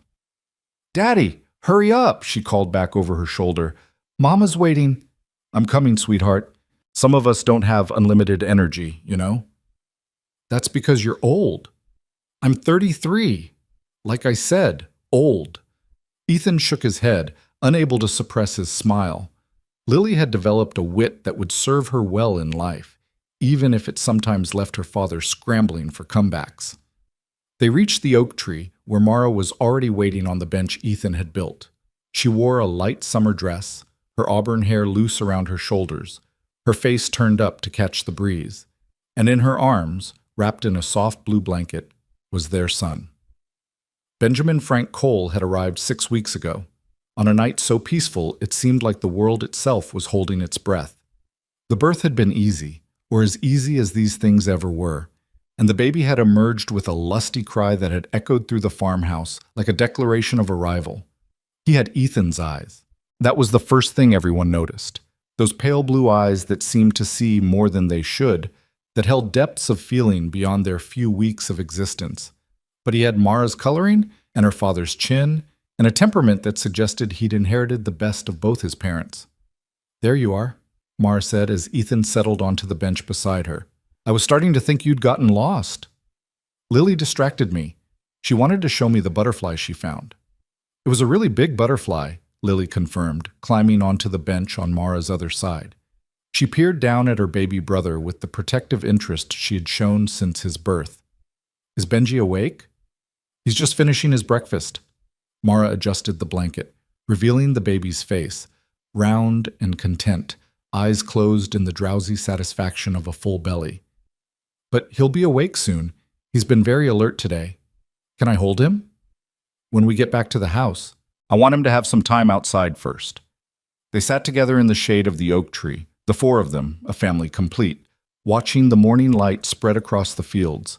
The corn was knee-high already, the wheat rippling like golden waves in the breeze. The new barn stood solid and proud where the old one had burned, filled with equipment and feed and all the tools needed to work the land.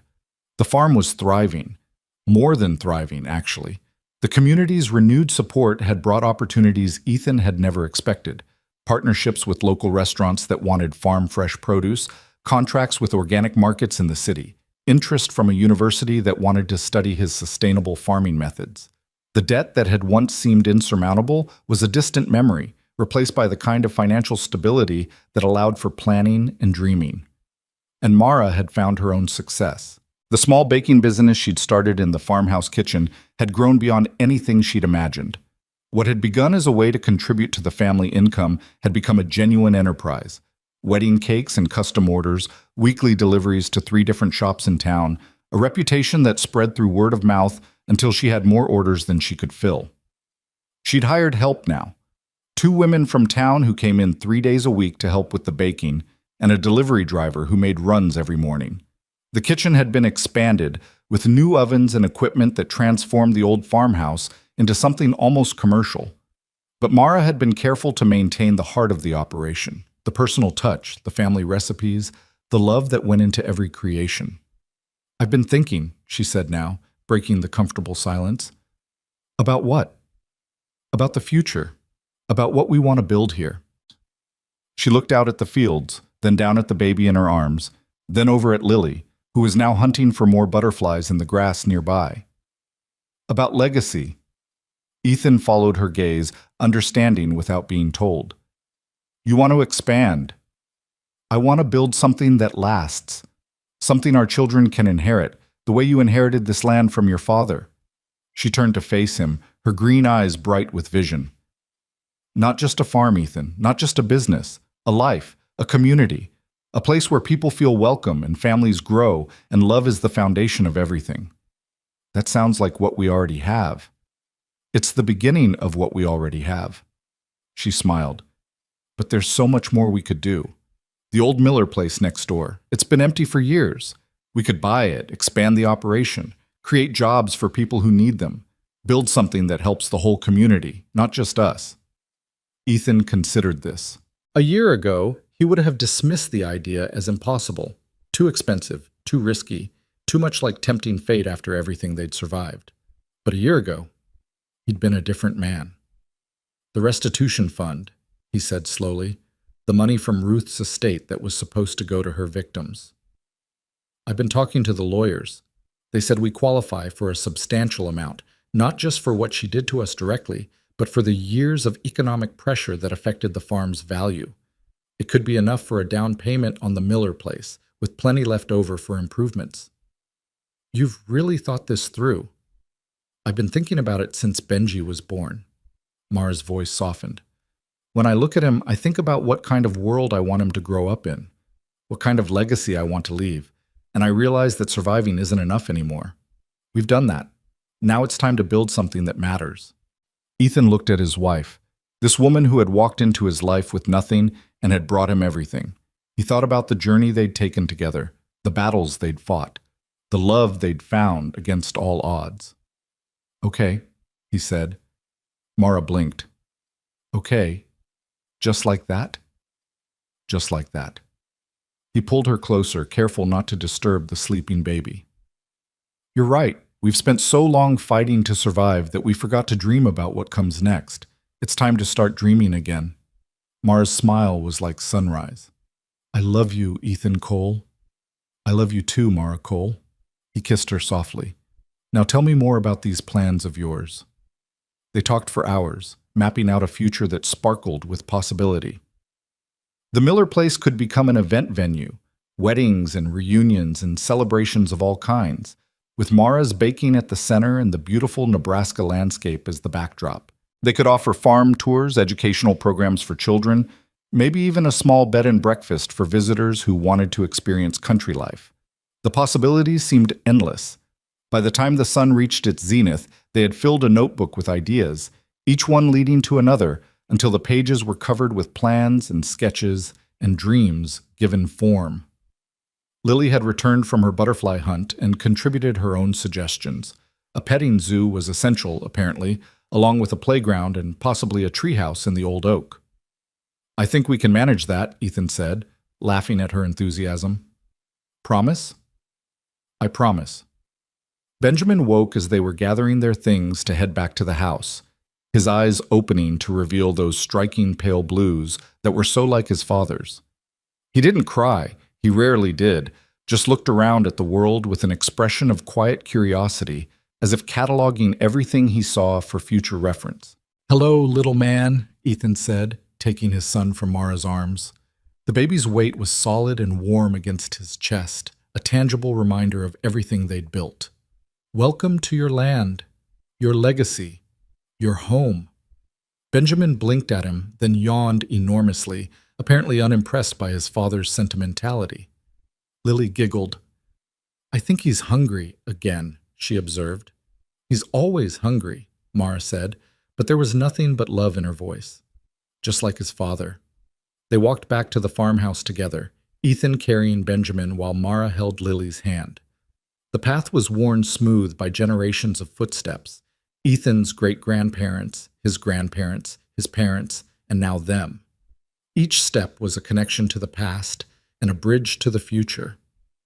As they reached the porch, Ethan paused and looked back at the land spread out before them. The fields were lush and green, the new barn standing proud against the sky, the old oak tree a sentinel on the hill. Everything he'd almost lost. Everything they'd fought to keep. Penny for your thoughts, Mara said softly, standing beside him. I was thinking about how different things were a year ago, how scared I was, how alone I felt. He shook his head slowly. I couldn't have imagined this, any of this. And now? Now I understand something I didn't before. He turned to face her, his family gathered around him, his heart full to bursting. I spent years thinking that strength meant standing alone, that needing help was weakness, that I had to carry everything by myself or I'd failed somehow. And now you know better. Now I know that the strongest thing I ever did was open that door when you knocked. He smiled, the expression lighting up his weathered face. The bravest thing I ever did was let you in. Mara rose on her toes to kiss him, careful not to squish Benjamin between them. It was the bravest thing I ever did too, showing up at a stranger's door with nothing but hope and a prayer. We were both brave, and look what it got us. They looked at the farm, at their children, at the future stretching out before them like the endless Nebraska sky. Everything, Mara whispered. It got us everything. The sun continued its arc across the heavens as the Cole family went inside, the screen door swinging shut behind them with the familiar creak that had marked homecomings in this house for 100 years. Through the windows, the sounds of their life together drifted out. Lily's laughter, Benjamin's occasional coo, the murmur of Ethan and Mara's voices as they moved through the comfortable routines of home. Outside, the farm waited patiently for the next chapter. The fields would be harvested in the fall. The Miller place would be purchased and transformed. The business would grow, the family would flourish, and the legacy would continue. Passed down from generation to generation, a testament to what could be built when two people chose love over fear, hope over despair, and each other over everything else. Ethan Cole had started this journey as a broken man, convinced that he was destined to face the world alone. He had been wrong.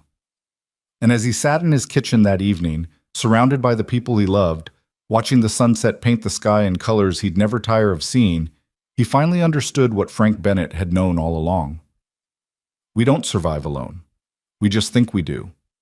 But when we're brave enough to let someone in, when we're strong enough to accept help and offer it in return, we discover that survival is just the beginning. The real magic is what comes after. The real magic is the life we build together. And the Coles were just getting started. The end.